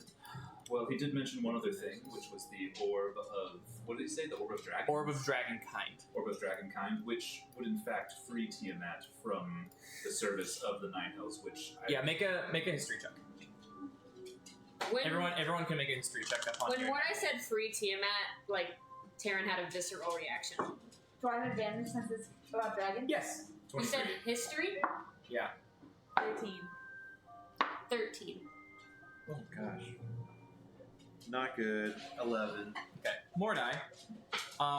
The Orb of Dragonkind is an orb that gives you, you've heard of it before in Fables of Legend. It's a legendary item, and it gives you control of all chromatic dragons in a 40-mile radius. So it's not necessarily something that would free Tiamat, but it is something that would help, because chromatic dragons, you know, in nature are very independent. However, with the Orb of Dragonkind, it could kind of like unite chromatic dragons so they can work together for a certain goal. And so, like, if Archon had that, he could gain a lot more power to help his queen. It wouldn't necessarily free Tiamat. It doesn't have the power to free, but it would definitely give her chosen considerable power, which her god like, which any god would love for their chosen to have more power. So, I'll mention, he did mention something called the Orb of Dragonkind that he would take in exchange instead of a good aligned creature. Now, are you guys familiar with such an object? No. Such an object is a legendary artifact that would allow you to be able to control dragons around you. If I were this Archon and I possessed such an artifact, I would use that to gain control of all of the dragons in the region, bring them to me to create an army that would then be powerful enough to free Tiamat himself. So, Herself. Herself. Yeah. Herself. To free Tiamat herself, and that to me sounds like a worse outcome than one inanimate object being sacrificed. Not an inanimate object. I understand. Is there a way we can like break in from a back door? Seems like if we had this Dragonstone, we could also challenge these bozos. Maybe with the power of the dragons at hand. You think using the orb? Would I know with that history check if the orb? Of Yeah, you that got kind, you got over a 20, right? a 23. Yeah. Would I know if that was like somewhere on Avernus? It's known to be. It's like a Dragon Ball. It can be anywhere. So I don't know. It could be in Avernus. It could be on the material plane. It Yeah, could be, yeah. Okay. Yeah, you don't necessarily know where it is. You would know about it, but not where one would be located. But you know, like it has some like innate spell casting. Like it lets you cast like suggestion at will. Can cast like daylight, scrying, death ward a couple times a day for free, stuff like that. What? But it can the orb can be destroyed though. With an above a 20, I can let you know an orb of dragonkind appears fragile, but it is impervious to most damage, including attacks and breath weapons of dragons. However, a disintegrate spell or one good hit from a +3 magic weapon can destroy the orb. So you know the orb is not invincible. Since I recognize the Hand of Vecna, would I know background information on it? You said I recognized it, but that's all you said. Like, do I know what will it grow more? Will it overtake his body more if it consumes? Yeah. So the way the Hand of Vecna works is that if you're not constantly feeding it good aligned creatures, it will eventually like eat you up. Wow. If you're not constantly Yes. feeding it. Yeah. So like it's like once a week you need to kill a good aligned creature, I see. sort of thing. Yeah, so did he tell you that he had the Hand of Vecna? I saw him gesturing to He did mention that. Yes. Yeah, so I mean from my knowledge that's where the good aligned creature comes from, that he has to feed the hand, otherwise it's going to overtake his body. Yeah. You guys start to put it together a little bit. Whether it's like restoring his like sanity through the like feeding of a good aligned creature or giving him a powerful dragon artifact, either way he's becoming the Tiamat's Chosen is becoming more powerful. Right? Because the more control he has over the Hand of Vecna, the more power he has. Sorry, I didn't mean to interrupt you. Except we don't know that he's Tiamat's Chosen. The three of us. Yeah. So like the more control he has over the Hand of Vecna, the more powerful he is, right? If he has the Orb of Dragonkind, the more powerful he is, right? So it, like no matter what, whatever decision you make is gonna benefit Archon. He's gonna get more powerful in one way or another. He's gonna unlock more power from the Hand of Vecna, or he's gonna have the Orb of Dragonkind. So it's kind of like unless you guys have an alternative solution, that's kind of like what you've been done right now. One other option is we could offer him up either the spell scroll of Plane Shift or Gate as a means to get to the material plane and find a good aligned creature, which again would be, in my opinion, worse than just crafting something from nothing to offer to him. I agree. It sounds pretty bad. I don't really want to do that. Well, what if all these white Abishai, were they wearing like a uniform or something? They're obviously like the ground soldiers. Were they right? what? The white Abishai, are they wearing like a uniform or something? No. Or are they just white Abishai? There's White Abishai. What if one of us just turns into a white Abishai, walks in there, back to post, sergeant, and then just kind of noses around, figures it out from the inside, right? Think that could work? If it doesn't, we're I mean, we'd scrap have them to anyways. truly be Abishai. I'm sure they've got double sight like this one does. You can probably see through any illusion, so we'd have to be full on. True sight or anything like that would you guys would know this because the spell. It doesn't matter if it's permanent or not. If it's permanent, You see the true form. you still see Terran. You still see more night. Well, is that true for double sight though? Devil sight doesn't see through illusion. Yeah. It just sees through magical Nice. darkness. Nice. Who even was that guy, Morda? He was Like the warden Or what? He was, in fact, Tiamat's chosen. Oh. And that leads me to believe that he is quite powerful, and if we were to end up getting into a fight, it would be quite a difficult fight. I see. I don't want to help him. Yeah. He's everything against what I value. Gotta say, I kind of like Crimson's idea best of all so far. I don't want to make him stronger. Little beanie. So if someone turns into a white Abishai, I don't have that power at the moment. I mean, I could. Well, I mean, I can turn you into... I could attempt to control one of the Abishai. How? dominate them, probably. I have the ability to exert my will over others and make them do as I wish. Kova's gonna feel suddenly calm again. He's gonna be like, what? Yeah. And I could attempt to do this, and attempt to find out where Infernexus might be, but that would only last for so long, and I could lure him out to us and we could kill him, but then he would be missing, and people would know something was amiss at some point, and perhaps a scrap may end up becoming inevitable through that route. I mean, we kind of expected a scrap, right? I mean, we came to hell. Guilty.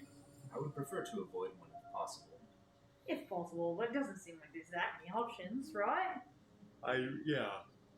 Like to avoid killing an innocent if possible too, so. Yeah, but nobody here is innocent. I mean, except us. No, I mean, I Nobody mean as here far is as, good anyway. yeah, as far as sacrificing a good aligned creature, Nobody here is I'd rather. good. If they are of good alignment, they're probably under contract from somebody else.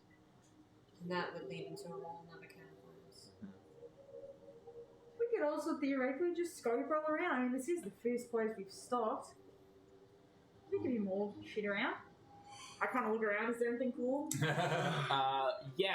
So I'll kind of give you the lay of the land here. Now, don't metagame, but this is just for visual. Okay? Just kind of like what you see.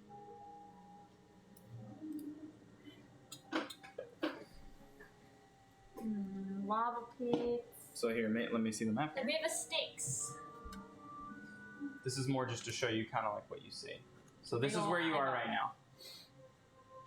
All right. Right here. And so you can see like some lava pits, but it's interesting though, because the more you look out, all of a sudden the river Styx, you don't see it anymore, and now you see like a green bubbling acid pit. And then a couple minutes pass and the acid pit goes away, and now you see wastelands. Oh, it's like ever changing. And it's the terrain is ever changing, you know. And then everybody make a perception check. Perception. Everybody Nat 20. Ooh. Oh, okay. Well, Mordai sees everything. Nat 19. So, That 19 as well. so 32. 31. This is make up for the scrying. 14. 14. Okay. So Mordai, we'll just go with your nat 20. More so than anything else, but you both got nat 19s too, right? Yeah. So we'll just say everybody sees this. Since the group is so like perceptive, everybody just starts to go, and everybody points. Yeah. And for a couple of minutes, you see volcanoes, you see black sludges, you see fire pits of fire lava, you see giant glowing thing, you see like giant arches, you see a giant black tower, and then you see a large glowing blue orb in the sky. And you see giant chains coming down from a giant rock. But as you three look even closer, it's not a rock. It's a fucking city. Is the city floating in the middle of the sky? Above the river Styx. And I want everyone to make a remember check. History What is check. that? History check. Remember check. 4. 15. Ooh, 22. Probably a 10. Probably a 10. get. Yeah. Taryn, remember when you guys were traveling to Hardbuckler, and there was that meteor giant hole in the ground? The city that Well- just came up and left. You know where it went. Are the chains attached to the ground? Yes, they're attached into the river Styx, and you can see them slowly pulling the city into the river Styx. So And what there's is a it? giant blue orb that is just like radiating like a sun above the city. So what about it is something that jogs my memory that is Hardbuckler? It's not Hardbuckler. Sorry, the city that was on the way there. It's the city that it seems to match with your high roll. It seems to match perfectly with the events that lined up. Oh my god! It looks like it looks like the amount Like the of soil looks like the same color soil that was yeah. dug down. It seems too Okay. far of a coincidence. And then the landscape shifts, and you see something else. I share it with the party what I saw. Fascinating. Did we see a blue orb in the crater's presence? No. So the blue orb is new. No. Okay. I tell them. I relay. Shit. Interesting. Who would bring that down here? Maybe they made a deal to keep themselves safe from the disease. To find escapee. Yeah. But you saw it being pulled down into the river Styx. It was slowly Oh. descending into the river Styx. Ever so slowly. And the scene shifted before it touched down. Well, I mean, it's not that close from falling. Okay. It's still hundreds of yards up in the sky. But ever so slowly. It is I just don't being... like the that. chains are slowly pulling the city down. Does into it the look river like the Styx. city is? Well, I mean, I guess. Not from this far away, that's all you can see. Okay. And then it shifts. I hope it's not inhabited anymore, but I think that's just wishful thinking. Well, we could go check it out if you wish. We could try this, and this terrain seems like it's rolling. I don't know how we're gonna get anyway. It would be difficult to get there. I mean, there could be people there. There could not be. There could be a creature there that may be able to be sacrificed. I will only do it if the creature is willing. That's the only way I will do it. If somehow a good aligned creature is willing to sacrifice themselves for an evil being, so I don't think that's going to happen. But I'm willing to be convinced in that situation. But I really like Crimson's idea so far. Kill him. Just I mean, I don't want to cause a scene, and I don't want to cause you your reputation. I don't. I mean, perfectly fine killing them, but I just think that it would be a very difficult fight. How? Somebody might die. How permanently? Well, if it's Terran, or Kofa, or both, then very permanently.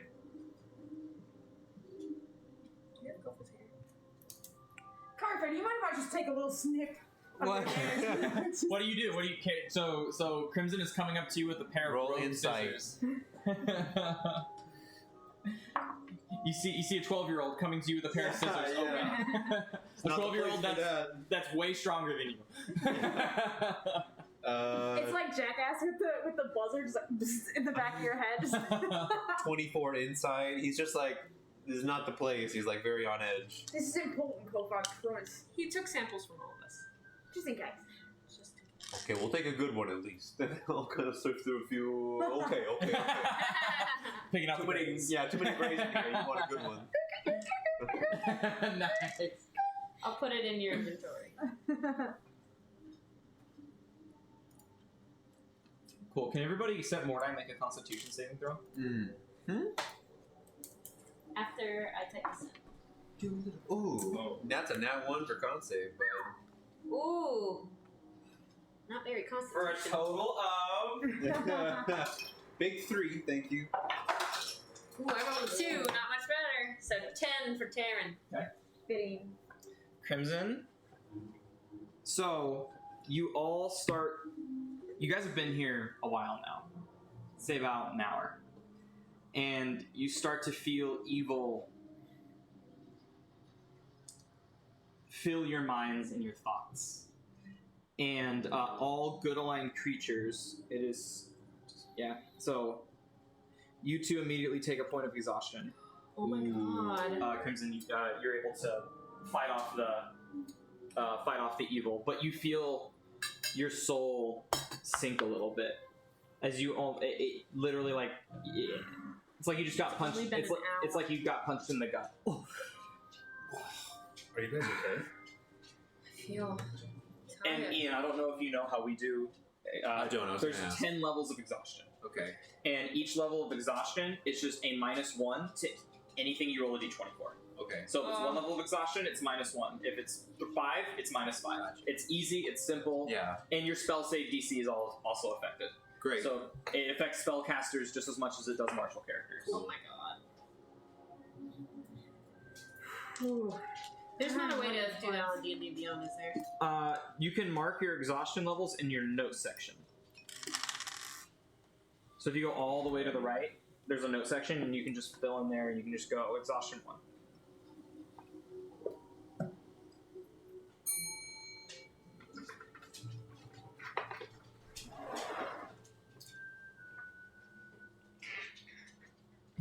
Exhaustion. Not you. Oh, not me? Nope, you Oh, succeeded. marvelous. Oh, I think we gotta do something. I mean, stat. I mean, are you okay, Taryn? Kofa? Taryn's never been exhausted before. Yeah, Really? Yeah, it's like you just got punched in the gut. Yeah, me neither. It's like, oh. You know that feeling when you like don't wake up on like a good sleep cycle? Yeah. Oh, that's it? That's how you feel right now. Okay, okay. It's just exhaustion 1. We don't feel like nauseous or anything. No, there's 10 levels of exhaustion. You won't feel nauseous until like 5 or 6. Okay. Oh boy. You'll start to feel tired around 3 and 4. Yeah, that sort of I deal. just feel like I am a child. This is a nap. This could be this place. I was afraid that the weight of it would bear heavily on you. This further makes me feel like if we can avoid conflict, then that would be better. If this place is going to lend you less effective.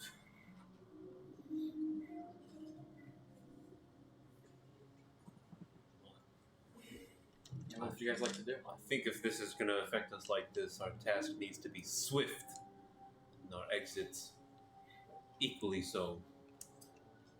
But I'm getting uneasy standing still. I gotta do something. I mean, well, as far as our exit is concerned, once we do find Infernexus, do we cast Gate immediately and just get out of there as soon as possible?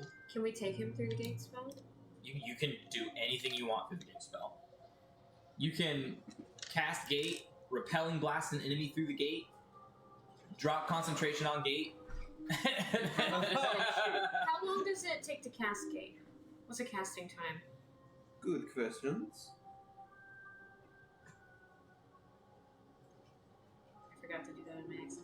How long does it take to cast? It takes. It's probably either instantaneous or a minute. Or a minute. Yeah, what did it say? Casting time up top. Casting time, one action. One action. Okay. Yeah. And it's concentration a minute? Maybe. I wish we had a map of the inside. Then maybe we could scry. And I don't know, because Dimension Door I can only take one other person. But a few of us have Dimension You Door. can only Spike's take got it. you can only take one person of your size. Well, Spike can take somebody. I can take somebody. Crimson can take somebody.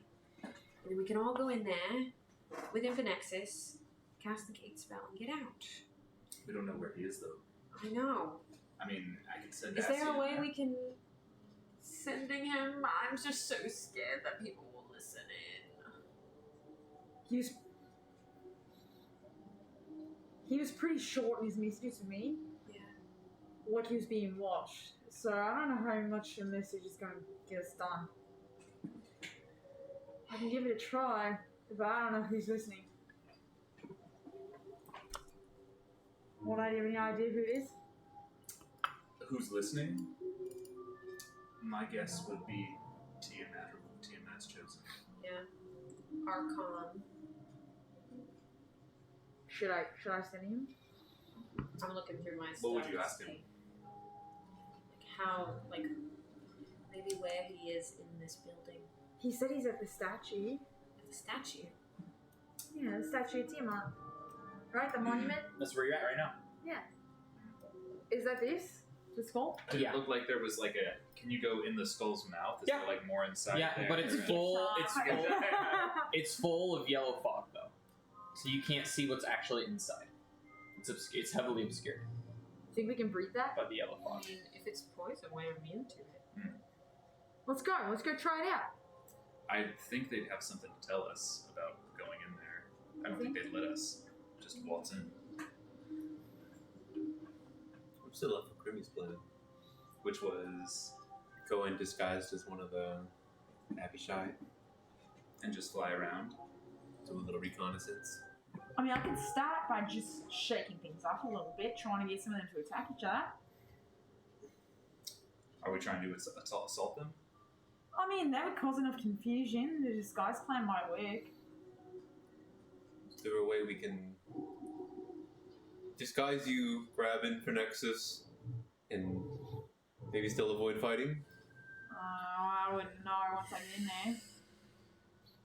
Because that's true. You guys don't think we can sneak? I think it would be pretty difficult. I think it'd be pretty difficult. Spike's pretty loud. Is the goal? So we just need to find where he is, and then what? Then we dimension door inside as close to wherever he is, and just run for him. Hopefully bypassing any potential fight. We could still end up having to fight. Would you rather do this than another option, such as maybe finding a willing participant, or I don't know if we have the time now. I mean, after seeing these effects on Coco and myself. Yeah, I don't know how a willing participant or good alignment could last very long around here. I wonder if that Maybe short options. orb above the city protects them in some way. We wouldn't know anything about that orb above the city, would we? It is fascinating, though, I must say. It is. I'm trying to yes. see what. Crimson, you think you could just dress yourself up as an Abishai, or I mean, I can turn you into one. I think I need to be turned into one.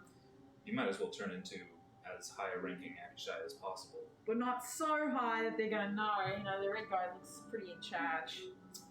As much as I think being the red guy would be pretty cool, I think Well- they're gonna know if I'm not the one red guy.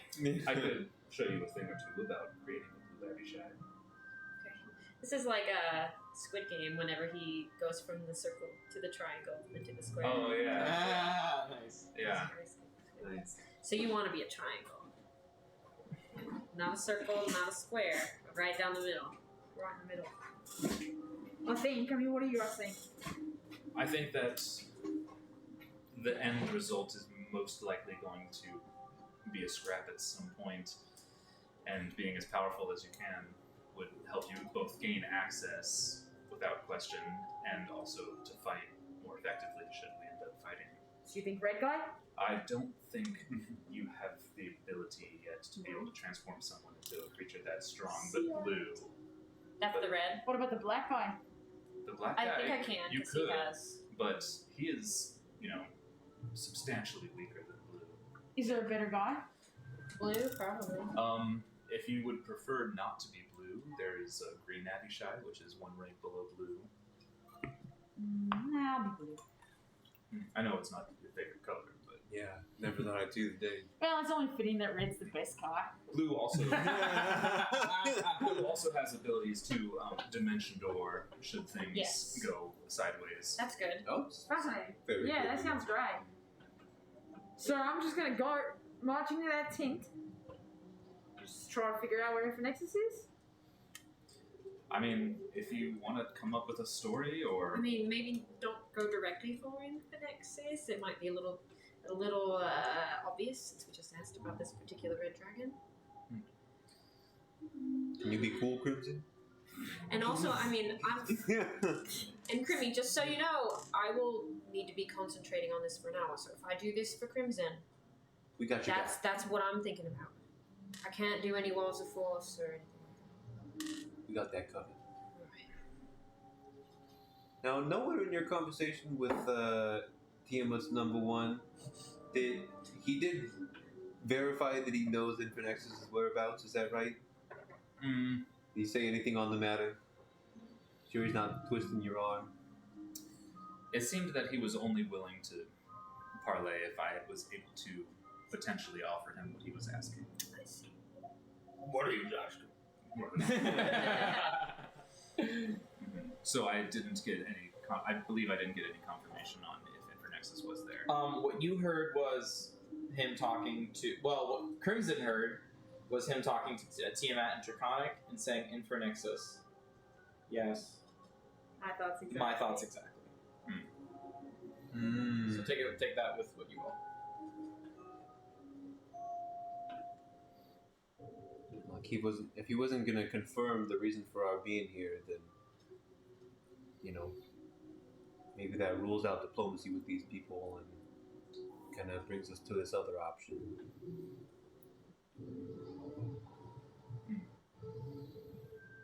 You guys just like stroll back. Hey, so can you just show us to make sure? Yeah. You got it right. It might work. It might work. Who knows? Well, we can do the Crimson Reconnaissance Plan. I could attempt to control the will of one of the more susceptible creatures. Maybe of one of the other Blue Lappy Shy, so that there's still really only 2 operating Blue Lappy Shy. That'd be great. A blue would more easily be able to break my control. Oh. I would probably be more inclined to maybe one of the scouts along the edge would be easier to sneak around and then to be able to control him.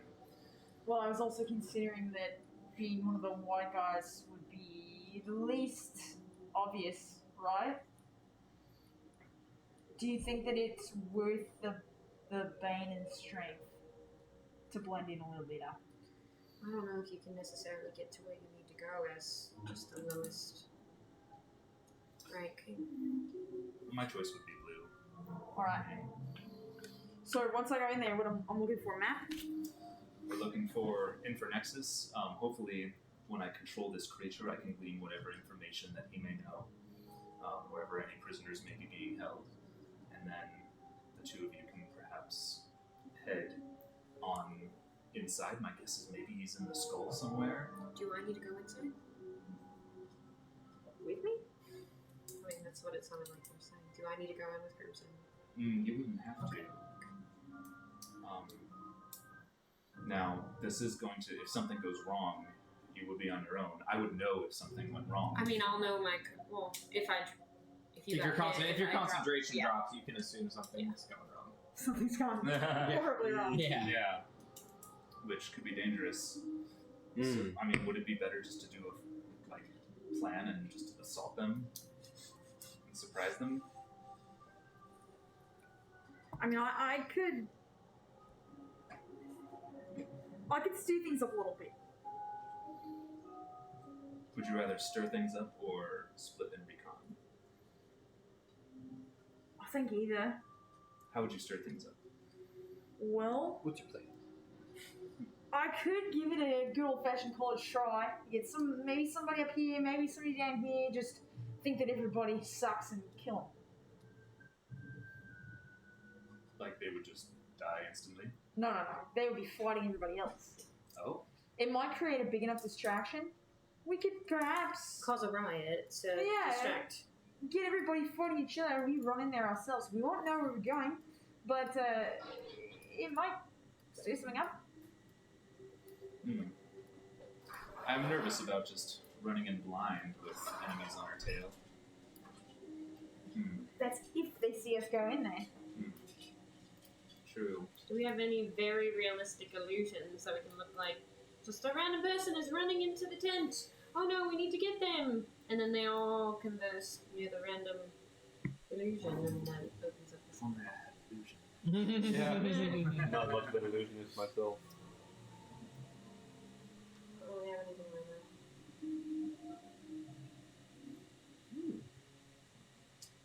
This might be a weird thing to say too, but theoretically, could you turn the red guy into a white guy? So he's not so strong? Terran could, in theory, turn the red guy into a flower pot. think I could. I could turn him into a chicken.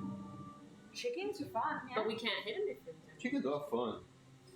You know how sometimes when you're a different form and then you take enough damage and you revert back to your normal form, it would be the same sort of thing. Theoretically, if you turn the red one into, I don't know, like a grasshopper, something nothing's gonna see, then one of us can become the red guy, right? I mean, I can only do it one time. No. You do not possess the ability to transform into a red Abishai. He's too powerful. Oh, yeah, sorry. Yeah, he's CR 19, so you have to be character level 19 to transform into a red Abishai. But I mean, regardless, I only have one of those spells. It's my most powerful spell. Unless you could transform red guy into a pot plant, and I could turn you into blue. I think I could transform, I mean, What's your range?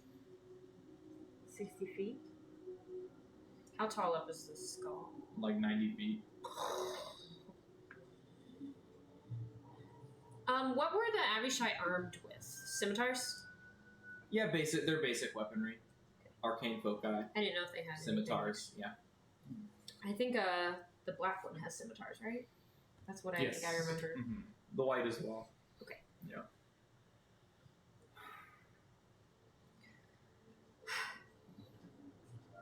I don't know. Something. Or we could check on out, see if we find another deal to make with them. My vote is turning something into a creature that we can offer up. But short of that, Yeah. whatever you decide. Would Taryn... I mean, I feel like I already know the answer.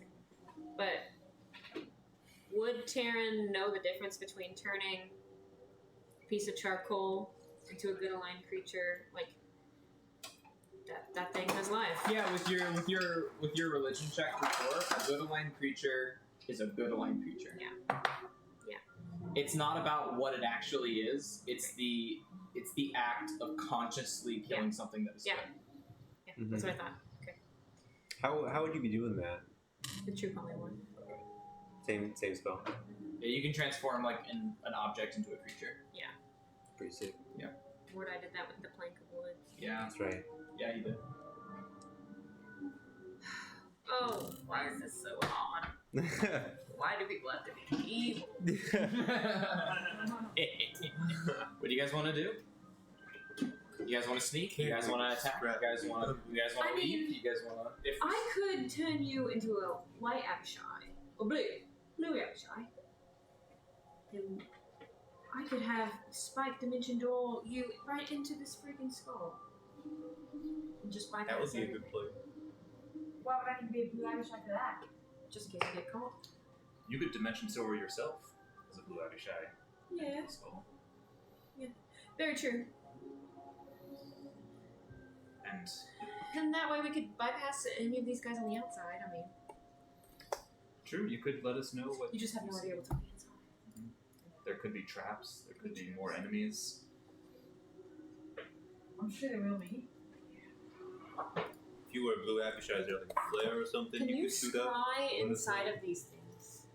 Or do you have to be I there? don't possess that ability at the moment. Dawn. I mean, Can you scry? I just freaking lost that spell last night. That's alright, that's alright, that's alright. Damn. well, do you have the ability? Does anyone have the ability to make us more stealthy? I don't think so. No. I have skill empowerment, which I can use on one person to make them more dexterous. Barely got boots for myself. But they already have to be proficient in stealth. It just gives them expertise. Let me see. I mean, I can cast Bless on us, and that way we can have a little bit better of a roll. I don't know how to say that in character terms. Make us better. And make us do good. Gives us just a little bit more of an edge.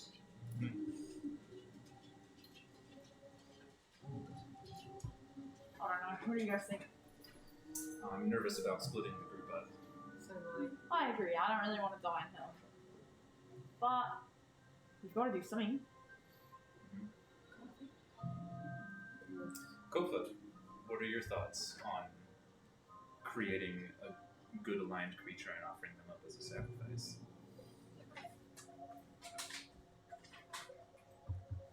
My worry is not that.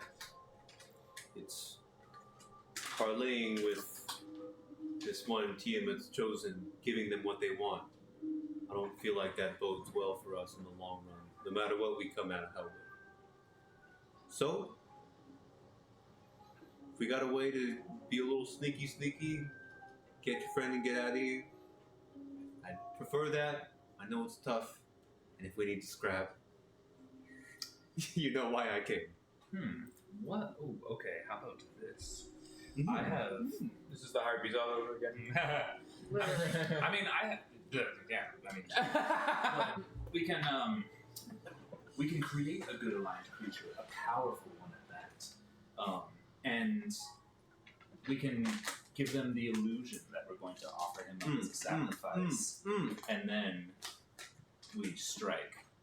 Perhaps a couple of you are hidden around the sides, and we can attempt to surround them, and then the creature that we create can help us fight these things. Okay, I mean, for it to be powerful, it needs to come from a powerful source. I don't think I could take a piece of charcoal and make it into something terribly powerful. I mean, I could do it on myself. What's the most powerful good aligned creature you think you could create? Probably a planetar. What's that? Is it cute? It's not cute. It's badass. It's a big bald dude. It's essentially an Wings. angel. Whoa. Click on the image. The image? Oh, sick. Oh yeah, they'll want to eat that right out. Yeah. Oh yeah. It's pretty dope. Shit I yeah. think that's the most powerful good aligned. It's You a couldn't lot- turn it. You couldn't turn an object into that. No, that's why I said it. I would do it. I just think that something that obviously good is gonna take some hits. I think so too. We'd be in for it immediately, I think. Yeah, Which we'd have I'm to all act in for. fast. I'm ready to go. I like that plan, but we'd have to act fast before they do anything irreversible.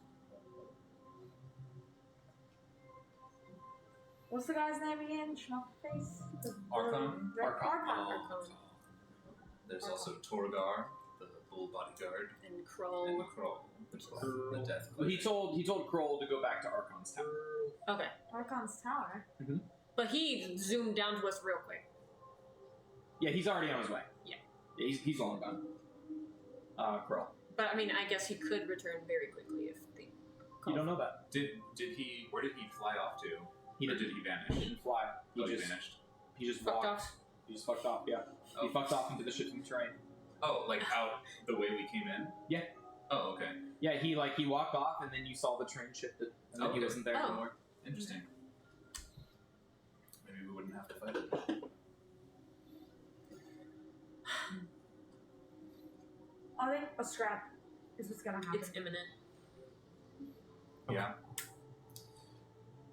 Okay. Well, I can attempt to dominate one of the. We can sneak around. I could attempt to dominate one of the weaker monsters. That way, we at least know their numbers, where any extra enemies might be hiding, and if Infernexus is even here. If you dominate one of the weaker monsters, can't you just ask them about what's on the inside? Yeah, absolutely.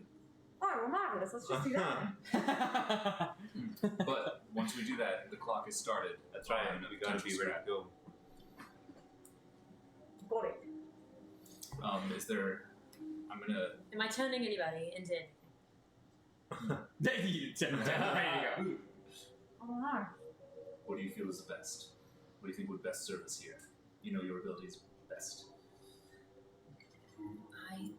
I think it might be really good to turn Crimson into a Blue Abishai because I think you could take a lot of them off guard. They wouldn't know to attack him. Do you think that perhaps when the scrap happens, you could say, "Follow me. There are more intruders this way," and try to lure like a number of them away from us? Ooh. You give that a shot. And you always have Dimension Door to get yourself out. I could give that a shot. Should I confuse some of them and have them attack each other or not? Oh, that would be nice. That's fun too. I do enjoy that. Because I have to do that before I do this. Ready? Okay, well, I guess first things first, I need to try and dominate one.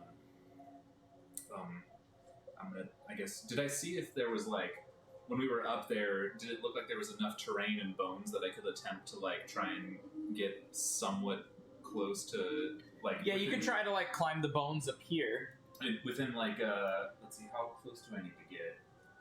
I guess, I think 60 feet. Like, I can try and sneak within 60 feet of one of the guards on the outskirts. Yeah. So like that would be. You could like be, like right over here, and that's 55 away from one. But as you kind of like look, well, make a stealth check first and foremost. Okay.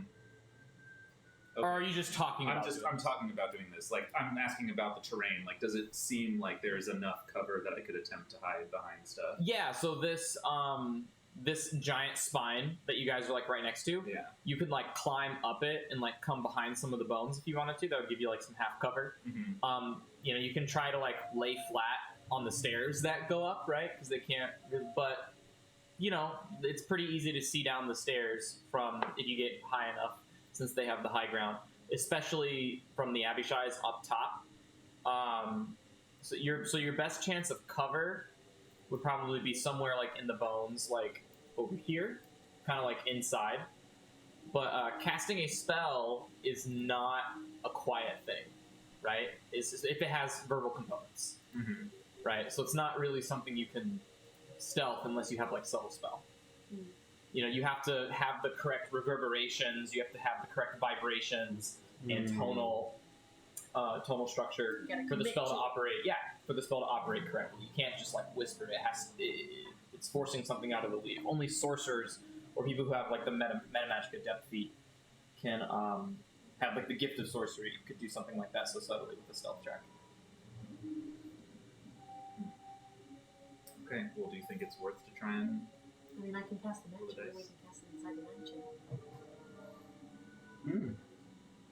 You can cast the mansion over there, and then we hide I mean, from they'll inside. hear me cast the mansion, but That's an interesting idea. And then we have a place to retreat to if we need. and the That'd make me effects may feel- not affect us. Yeah, we felt better than things around us. I can do that. Over by the bones. Wish we'd done that like an hour ago. Oh, whatever we do, it's gonna... Oh, anything can happen. Yeah. I want to get at least 65 feet away. So no counterspelling. Nice. I don't know if these guys can counterspell, but Okay, make a stealth check as you're going up the spine. -1, right? So every d20 roll and all that schnoz. I'm going to use my DM inspiration. Inspiration. What'd you do? Can I inspire myself? No, you'd have to do that before the roll. Can I cast guidance? Before the roll. Oh. 10. Okay. Damn, you saw that. I rolled a 2 and a 3. Shit. That's the way the story wants to be told. It could be like that sometimes. Okay. So why Abishai? Is this, they were stealthing me walking away, or? No, you're stealthing like up the spine, right? I'm just trying to get 65 feet away, it doesn't matter. Are you trying to get 65 feet away to where you can see them? Not necessarily. Or you're just trying to get 65 feet away? You're already there. Just out of counter. Oh, well, I wasn't sure how far away I was, so. I was Yeah, just- you're already there. Okay, Okay, nice. So we need to roll. okay. No, I just wanted to get out of counterspell range, because I don't know what these guys Oh, have. sure. I mean, all of the Abishai on top of the skull can see you guys right now. Okay. Yeah, you guys are in plain sight. They have like a 90-foot vantage point. You guys are like below a set of stairs. You're not hiding anywhere right Is now. this stupid? To try and cast the mansion. In Bonnie, full we're view gonna of go them? into the mansion and we're gonna turn you into a blue Abishai, and the blue Abishai is gonna walk out of thin air. They're gonna know who it is. Oh, if we're gonna turn him into a blue Abishai, we should probably leave so where they can't see us, and then do that. I agree. Prefer to be out of their eyesight, anyways. Is there any? Creeps. Do any of you have the ability to? So, if we move out of eyesight of them, Taryn, you can turn Crimson into a blue Abishai. I know that blue Abishais have this ability. You can cast an invisibility spell on me, which would allow me to attempt to sneak in as close as possible to dominate one of the monsters, and then we can gain that information that we need. Alright. And then that starts our hour clock on. Wouldn't the invisibility go away as soon as you start casting? Not if it's greater invisibility. Do I have that? As a blue Abishai. Alright. All right. Look at your freaking hit points. Unless anyone else Fabulous. has invisibility spells. I do not. I do, but I'm gonna be concentrating. I'm all in for that plan. Well, actually, I have one through my lyre, which makes it non-concentration, right? But it's only the regular. It's the 1 minute invisibility. So. You'd still concentrate on it.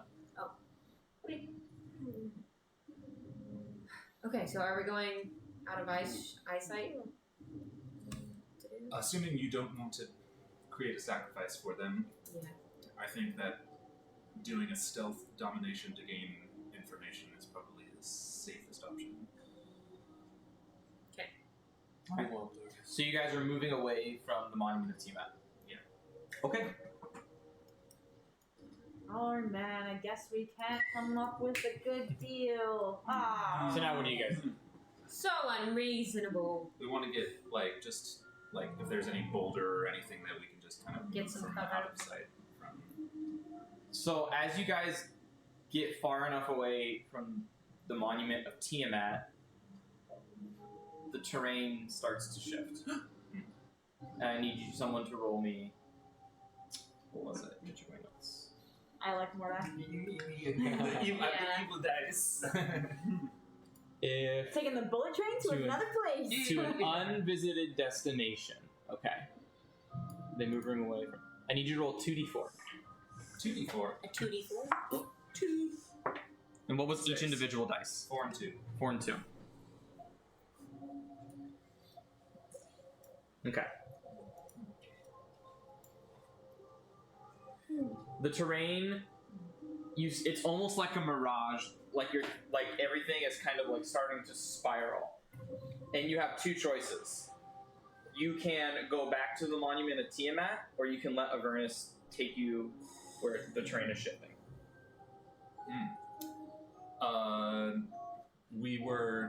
So as this is happening, how far away from the Monument of Tiamat are we? You'd have to be far away enough for someone on a 90-foot cliff to not see you anymore.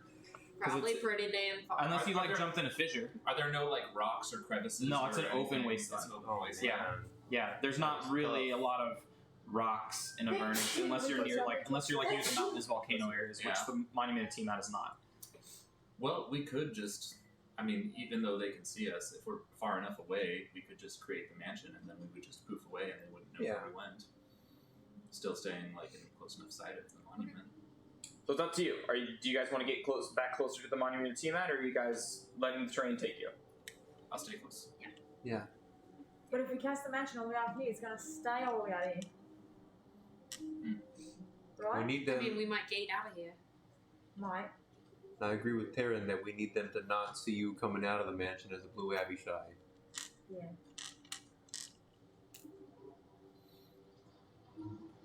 So you think we should hop on this train? No, you Okay, think okay. that we should cast the mansion, right? Yeah, cast Okay. it. Just yeah. Maybe you can cast darkness on yourself or something, because I think you can do that. Ooh! Darkness.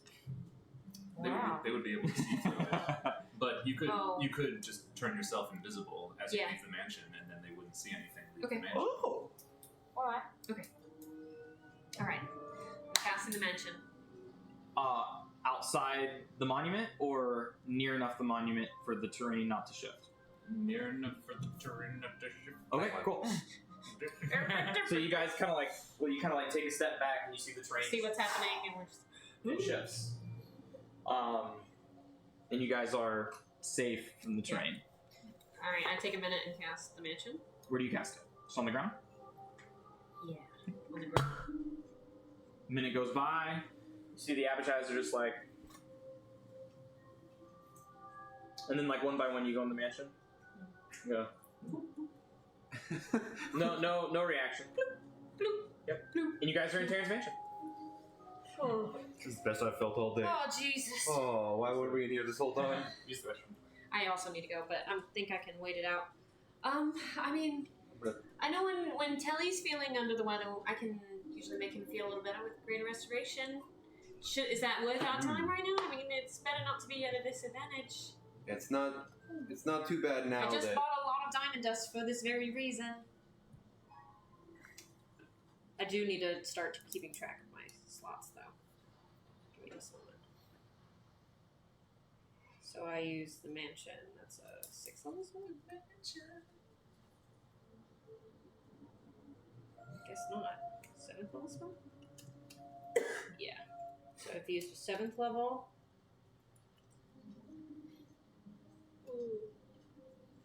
That's my only one I've used so far, right? I'm ready to fight. I want that belt. Because I can. Yeah, that's what he said. Greater Restoration is 5th. Do you have Greater Restoration? I do. I think, double check. I think I just loaded that on. Replace its grind. It might be better not to have that negative. Yeah. Only if you want to. I'm going to cast it on myself. Greater Restoration on myself. Okay. Then your exhaustion is extended. I feel so much better. Oh. It's a great place, right? One of a kind. I'll follow suit. I'll cast Greater Restoration, trusting that I haven't been in that sort of situation before. So I'll trust that that'll help me out. Oh yeah, I guess technically my stealth check earlier would have been a 9 instead of a 10. I forgot the -1. Not much made a difference. All right. So phase 1, Crimson Abishai, cast invisibility on me. I attempt to dominate one to gain as much information about the area and enemies and possible infrared dislocation as possible. Phase 2, we move into position to potentially scrap or save Infernexus depending on info gained. Yes. Yeah, if we can get him and get out of there, I mean, I'm all for a scrap, but we got a mission here. All right. I'm not trying to spend any more time Wait, here so than when- we have to. When that guy walked away, the turtle guy, did we see the terrain Yeah. move from where we were? Mhm. I see. Mm. And it's been constantly shifting, like even when we're just looking, right? Yeah. Cool. All right, Mordai, I might need your help. I think of all the times I've seen Mordai as a blue Abishai. And I put my hand on Crimson's shoulder. And you start to turn blue! I put my hand on Crimson's shoulder. And it's going to stay on his shoulder as he grows taller and taller and taller, and his limbs extend, and his ankles, like, you can see his legs just elongating, and his ankles almost become like a second backwards knee. Nice. Oh! And from his back, these wings just sprout, and his nose just kind of almost makes a rhinoceros horn. Nice. And you are blue action. Cool! Time to look at that stat block. Crimson I've got it never right here. looks better. We can share. All right. Well then. Terran's concentrating. Yes, I am. I'll wait until I get the mansion to light my candle. Is Crimson Legacy or OG? OG, I guess? I don't know what it looks like. Whatever Crimson will be what the 2 Abishais up on the top will be. What is the Golden Age difference? Abishai? Never One heard of of them has more spell options and spell slots like a wizard. The other one has like a few spells that they can cast multiple times per day, but also has a more powerful lightning attack that they can shoot at. I have no idea what I'm looking at. So basically, do you want like a really good Eldritch Blast with less spells? Or do you want really good spells with like Firebolt? magic or melee? Melee.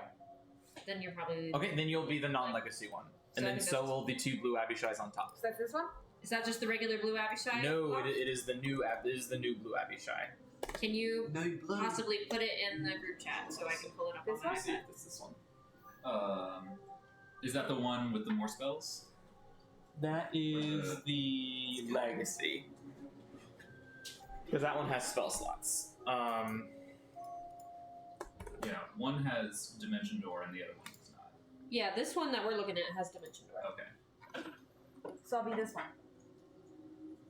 She wants the one with the Dimension Door, which is this one. Okay, then you'll be legacy. Sure. Okay. Hey, you have Wall of Force. Awesome. Right on. Yeah, the other one doesn't have like spell slots. It just has like a couple spells it can use a couple times per I see. day. It can Misty Step at will, and then it has like 3 attacks instead of 2 that do like an average of 30 damage in attack. Ooh, that sounds less confusing. Oh well, I'm already doing it. Okay, so the 2 Abishais on top will be legacy. Okay. As are you. I'm gonna go real quick. Yeah, go. Do it. Okay. Alright. Here's the plan. You look great, Crimson. Or should I say, Brimson? You see, and Finn does not play your thoughts anymore. Whoa. Oh. The axe melted into you. She can't even communicate with me? Nope. You're not attuned to sun right now. Whoa. You have all of your magic items Gone. gone. They're inside you. Well, alright, I have a plan. Oh. So I'm gonna make you invisible, and then we'll just peer out the door for when the terrain shifts, and then we'll bust out of it. Oh. That way, it looks like we could come from anywhere, right? Sure. And we've been, I don't know, scouting or something. Who cares? Right? Sure. And then, What do you mean? so, let's see if we can gain some info first. Sounds good. When we get in there, how close should I go? I should just kind of go to post, right? Well, would you want to go? Well, I guess you would go wherever we find out info as to like where would be the best place for you to go, right? I can take over one of these guys and then learn whatever he learns, whether it's more important to go in here, to go in there, or to go wherever. Alright, then I'm gonna make you invisible and you're gonna go first, right? Alright, here we go. And you're invisible. Alright, you're invisible for a minute. No, sorry, greater invisibility. For a minute. Oh shit, it's only a minute? Correct. How far But you away are we? You said we're like 100 feet or something like that? Yeah. Yeah, so I action dash, yeah. and then when I get close, I want to try and like stealth somewhere within means he can attack 60 feet of If you want. one of the guys on the outside. Yeah, you can be like right here. And let me give you your invisible. Can I try one? Mm-hmm. I don't wanna reach my hand in there. Yeah, I figured. Took me a second to realize what you were doing. So go ahead and make a stealth check with advantage. Mm-hmm.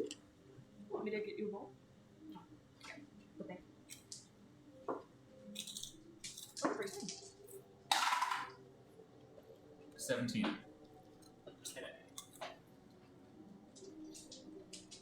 So there seems to be.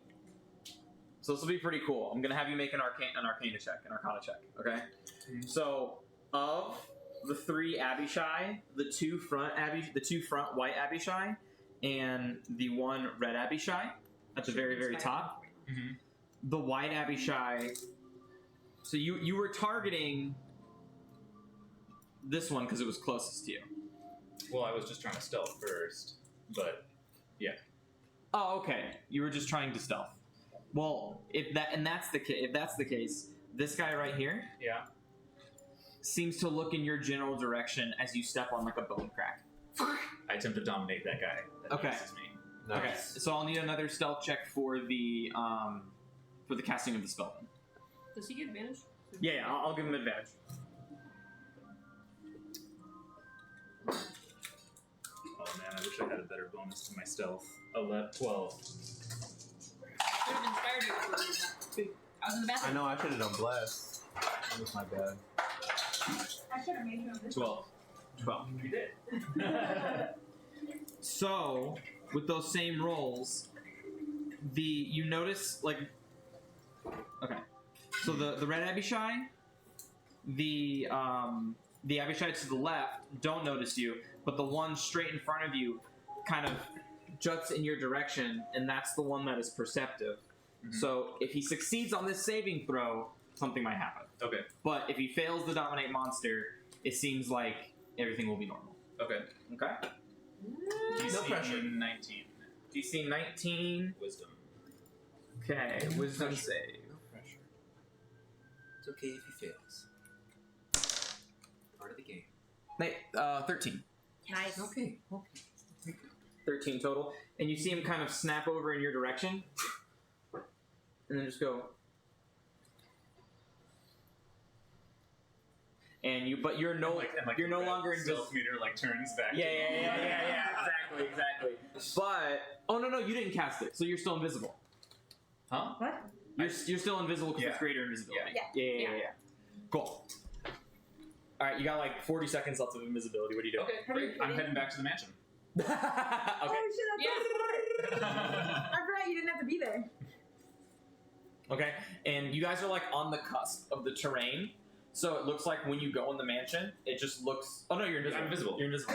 But okay, Cool. sorry. Excellent. Then from the safety of the mansion, excellent. Mission accomplished. And I'm going to reach out with my mental connection that I have with this guy, and I'm going to attempt to learn everything that he knows about the layout, enemies, where Yeah. Infernexus may or may not be. Okay. Everything he knows. Yeah. So as a foot soldier for Archon, all of these Abishai are briefed. So in order, I'll let you know. There's no real information in the tent. All this foot soldier knows that Archon works on his tasks to controlling the hand of Vecna, Okay. because he believes that the hand of Vecna can give him the power to free his god. Uh-huh. He does know this. The foot soldiers do know of Infernexus and do know that Tiamat is watching over him inside the yellow fog. Okay. The aspect of Tiamat currently has Infernexus force caged, kind of in her jail cell that she watches over eternally. Wow. And she keeps her. So this monument of Tiamat also serves as the gateway to Dispater, the second layer of hell. But everything in here is completely heavily obscured. All the Abishai have the inside, or all the Abishai, the foot soldiers, red, like the legions that you see on top are just the beginning. There are dozens of red Abishai, multiple dozens of blue Abishais, hundreds of black and green and red, and well, not so many green. The green Abishais they kind of deal with other things. They're not really militia, so there's no green Abishais. But and then just hundreds of white Abishais that are nestled inside the yellow fog, and all of them have the space memorized. So they don't need to see to navigate it perfectly. However, they are still blinded to other creatures there, but they know where to go without going. They know the intricacies of where everything is. And then Tiamat keeps all of her jailed timeouts, cells, or whatever people she hates or have betrayed her in force cage jail cells, essentially. Okay. And they're kind of lined up, and her aspect constantly watches over them, kind of at the entrance to Dispater. Okay. Well, I'm going to relay that information. The entrance of Dis? Yeah. Okay. Tiamat guards the entrance. Is the bodyguard to the second layer of hell. Would I know from this creature if we were to attack the creatures up top, if all of the creatures inside would flood out and also assist in the battle? If the command was given. Yeah. Okay, and that command would come from Anybody. Okay. So, Yeah, I mean, generally it would come from a chain of power, but if that chain of power is unable to give the command, it'll go down the chain until it can. Yeah. all right. So sounds like a scrap is maybe a bad idea. Got it. So, from my notes, it would be just to kind of cement submit this to you. It said, under normal circumstances, to assault the monument of Tiamat, normally like an army would be necessary. Cool. So, And you have that information now. glad we didn't attack them. Yeah. And in Tiamat, the aspect of Tiamat is she watches who she has imprisoned. So it would seem that, again, the best course of action is to try and solve this through diplomacy, be allowed in there, and then pull the trigger. I think, Crimson, you'd probably have to disintegrate the force cage, and then we cast Gate and we get out of there as fast as possible. So it seems like a massive risk, eh? We could also just go back and not bother with him, with Infernexus. No. He's just in His tail- timeout, he your tail said, goes so up he's to not the walls. always going to be in there forever. It might be. Yeah, I don't like to sign that time out in this place. A couple hours in, I feel like it's the longest time out of my life. We made a promise to him. You fulfilled his promise to us. If you want to try to get in there quick and get our way out of there, I might have to wait till tomorrow. I can't do gay again today.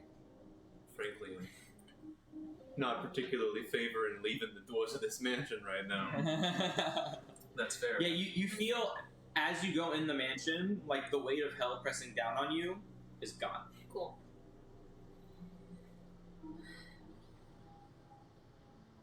I'm not going to send a good willing creature We to can't. the death. We can't assault. We can't do a frontal assault. We could attempt to find what's up with that floating city. Maybe we could possibly help them, and then maybe someone would be gracious enough for what we've done for their city and willing to aid us in what we need to do.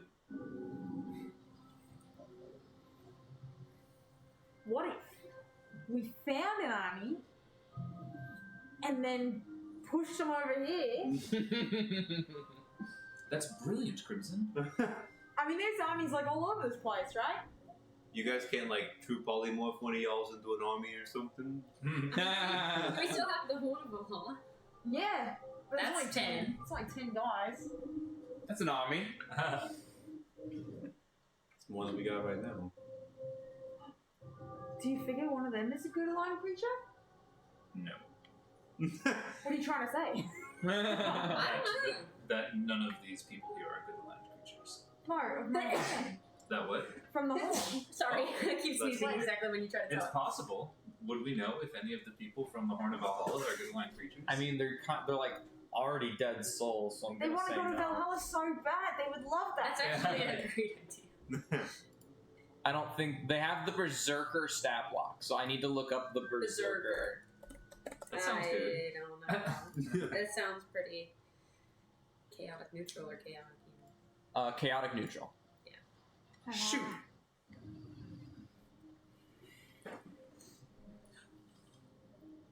Any good aligned creature.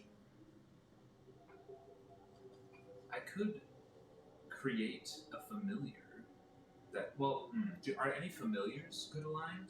I'm sure there are. Are any, No matter what it is, sacrificing a good aligned creature is an evil act.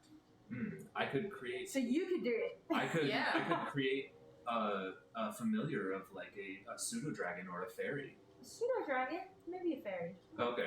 I could create a pseudo dragon. I'd cover Nichols' ears. and then we offer that creature up as tribute. Better you than me, my friend. I mean, how are we with knowing that we're strengthening somebody who's trying to Yeah. release a powerful being that is the direct counterpart of my deity? Well, I don't know. offering up this creature to him, as far as I understand, would not free the deity. It would just temporarily Just, yeah, make satiate him this stronger. hand Yeah. that he has, which would again become hungry, and then he would be in the same situation that he is now, actually. Yeah, with each good aligned creature it snuffs, the hand gets more powerful. So it stunts the growth, Mhm. but like a new power in the hand is unlocked. Got it. I don't know. I feel a little out of our depth over here. I mean, we can't even save a little old lady from a glitch, you know. So like dealing with all these demons and devils and hands. I don't know. So do we go home? If we are offered, if I make a deal and we're offered safe passage and allowed to speak with Infernexus, then we could just pull the trigger, surprise, disintegrate, cast a gate, and then just get out of there as soon as possible. Would there be a way to send Assy inside undetected, like as a spider, just to get the lay of the land and know where he is? Sure. Hey, Assy, Yeah, boss. you heard the lady? Goes invisible, and then he goes inside the yellow fog and can't see anything. Oh. Do you still have control over that guy? For now, yes, but that's going to be ending within the hour. Well, what if he went in there and said that he was under direct orders from somebody up top to bring Infernexus out? He is just a grunt, but we could try. Maybe he can If only see anything, he when might sky be able is. to feel his way around and find him that Indeed. way. And We're better off than we are now. Just take him out, you know, for a little walk. I'll give it a shot. Yeah. But I mean, the grunts have anybody who's a trained Abishai in this location has the inside of the monument of Tiamat memorized. I'll attempt to send my guy start walking over inside the skull. What do you command him to do inside the skull? To go to Infernexus's cage. Okay. All right, I'm here. how long did it take him? A couple minutes. Is it still like foggy and can't see anything? Yeah, but he's like, no, I feel the force cage. I wonder if Infernexus can see him. Tiamat's questioning why I'm here. You're just going on a routine patrol check. She told me to leave it once Leave. or die. Okay, leave. She's not even there. She's just a voice in his head. She's not even there. What's she gonna do? No, she's very much there in her aspect form. Her aspect? Yeah. What does that mean? Yeah, no, Tiamat, the five-headed dragon, guards the gates to Despair. Well, then what is all this talk about Jesus. bringing her back and all? She's trapped in a furnace Got it. by Asmodeus' design. You'd have to ask Mordai about it. Or you'd have to roll like a history check or something. These are pretty serious forces that we're dealing with. We'd have to move really quickly to get inside, but again, Yeah. I don't think fighting is going to be an option here. Yeah, the White Abishai released you. Yeah, if you wanted to go to get Infernexus yourselves, you'd have to contend with Tiamat's aspect. We are in no place. So, I mean, it's possible. You guys could like if you guys do like a quick rescue mission and just bamf out, but initiative would matter a lot. Mm-hmm. It's up to you guys. Oof. But Tiamat's aspect is right there where her prisoners are. Would you feel how far inside the skull that was? Like if it was within dimension door range? It was a 2-3 minutes walk, which I don't know how many feet that would be. So like 300 feet or something. So we could, Like it goes inside. Like it's not just this thing. Like it goes like inside, like the throat. Mm-hmm. so in theory, we could just dimension door straight in there. Straight into. Can we go into the force cage? No, that would require that would be a little bit more difficult. But we could just, if there's anything that we could do to ensure that we are faster in our initiative, and then we jump in and then pull the trigger. Option number 2 is we wait a day. I attempt to get back to my Mordai form and then summon a good aligned fairy, and then we use that to just diplomatically allow ourselves to walk in, and then we still have to try and move as quick as we can to disintegrate and get out of there. those are the best two options I have right now. I think that last one, if we're trying to save your friend. I mean, look, I try to act all righteous and altruistic, but I just don't know this guy. Do we know that they're going to deliver on that promise There's that of too. sacrificing this good line creature? Are they going to give us exactly what we want? Do we know for sure? You never incited. I Yeah. couldn't understand what they were saying. Yeah, I know. Well, in all of my dealings, if a deal is made, that deal will be honored. There might be some loopholes. We have to make sure that we phrase this in a way that would allow for our safe travel and,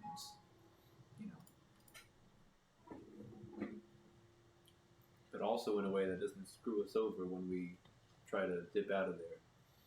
Right.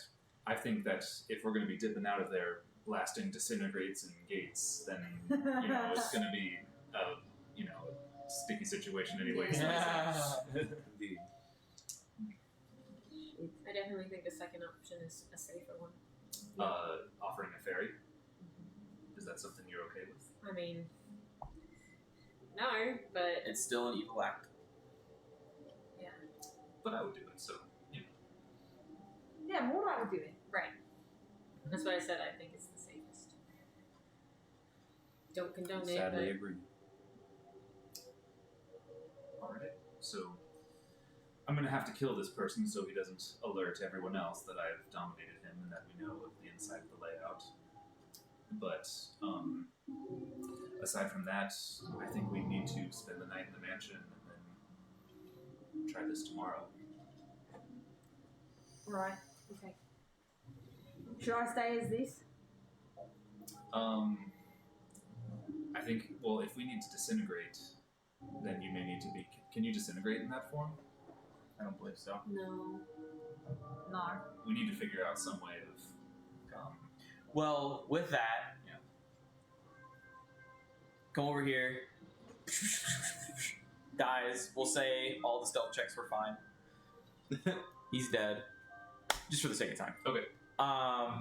And you guys, he splat. No one knows.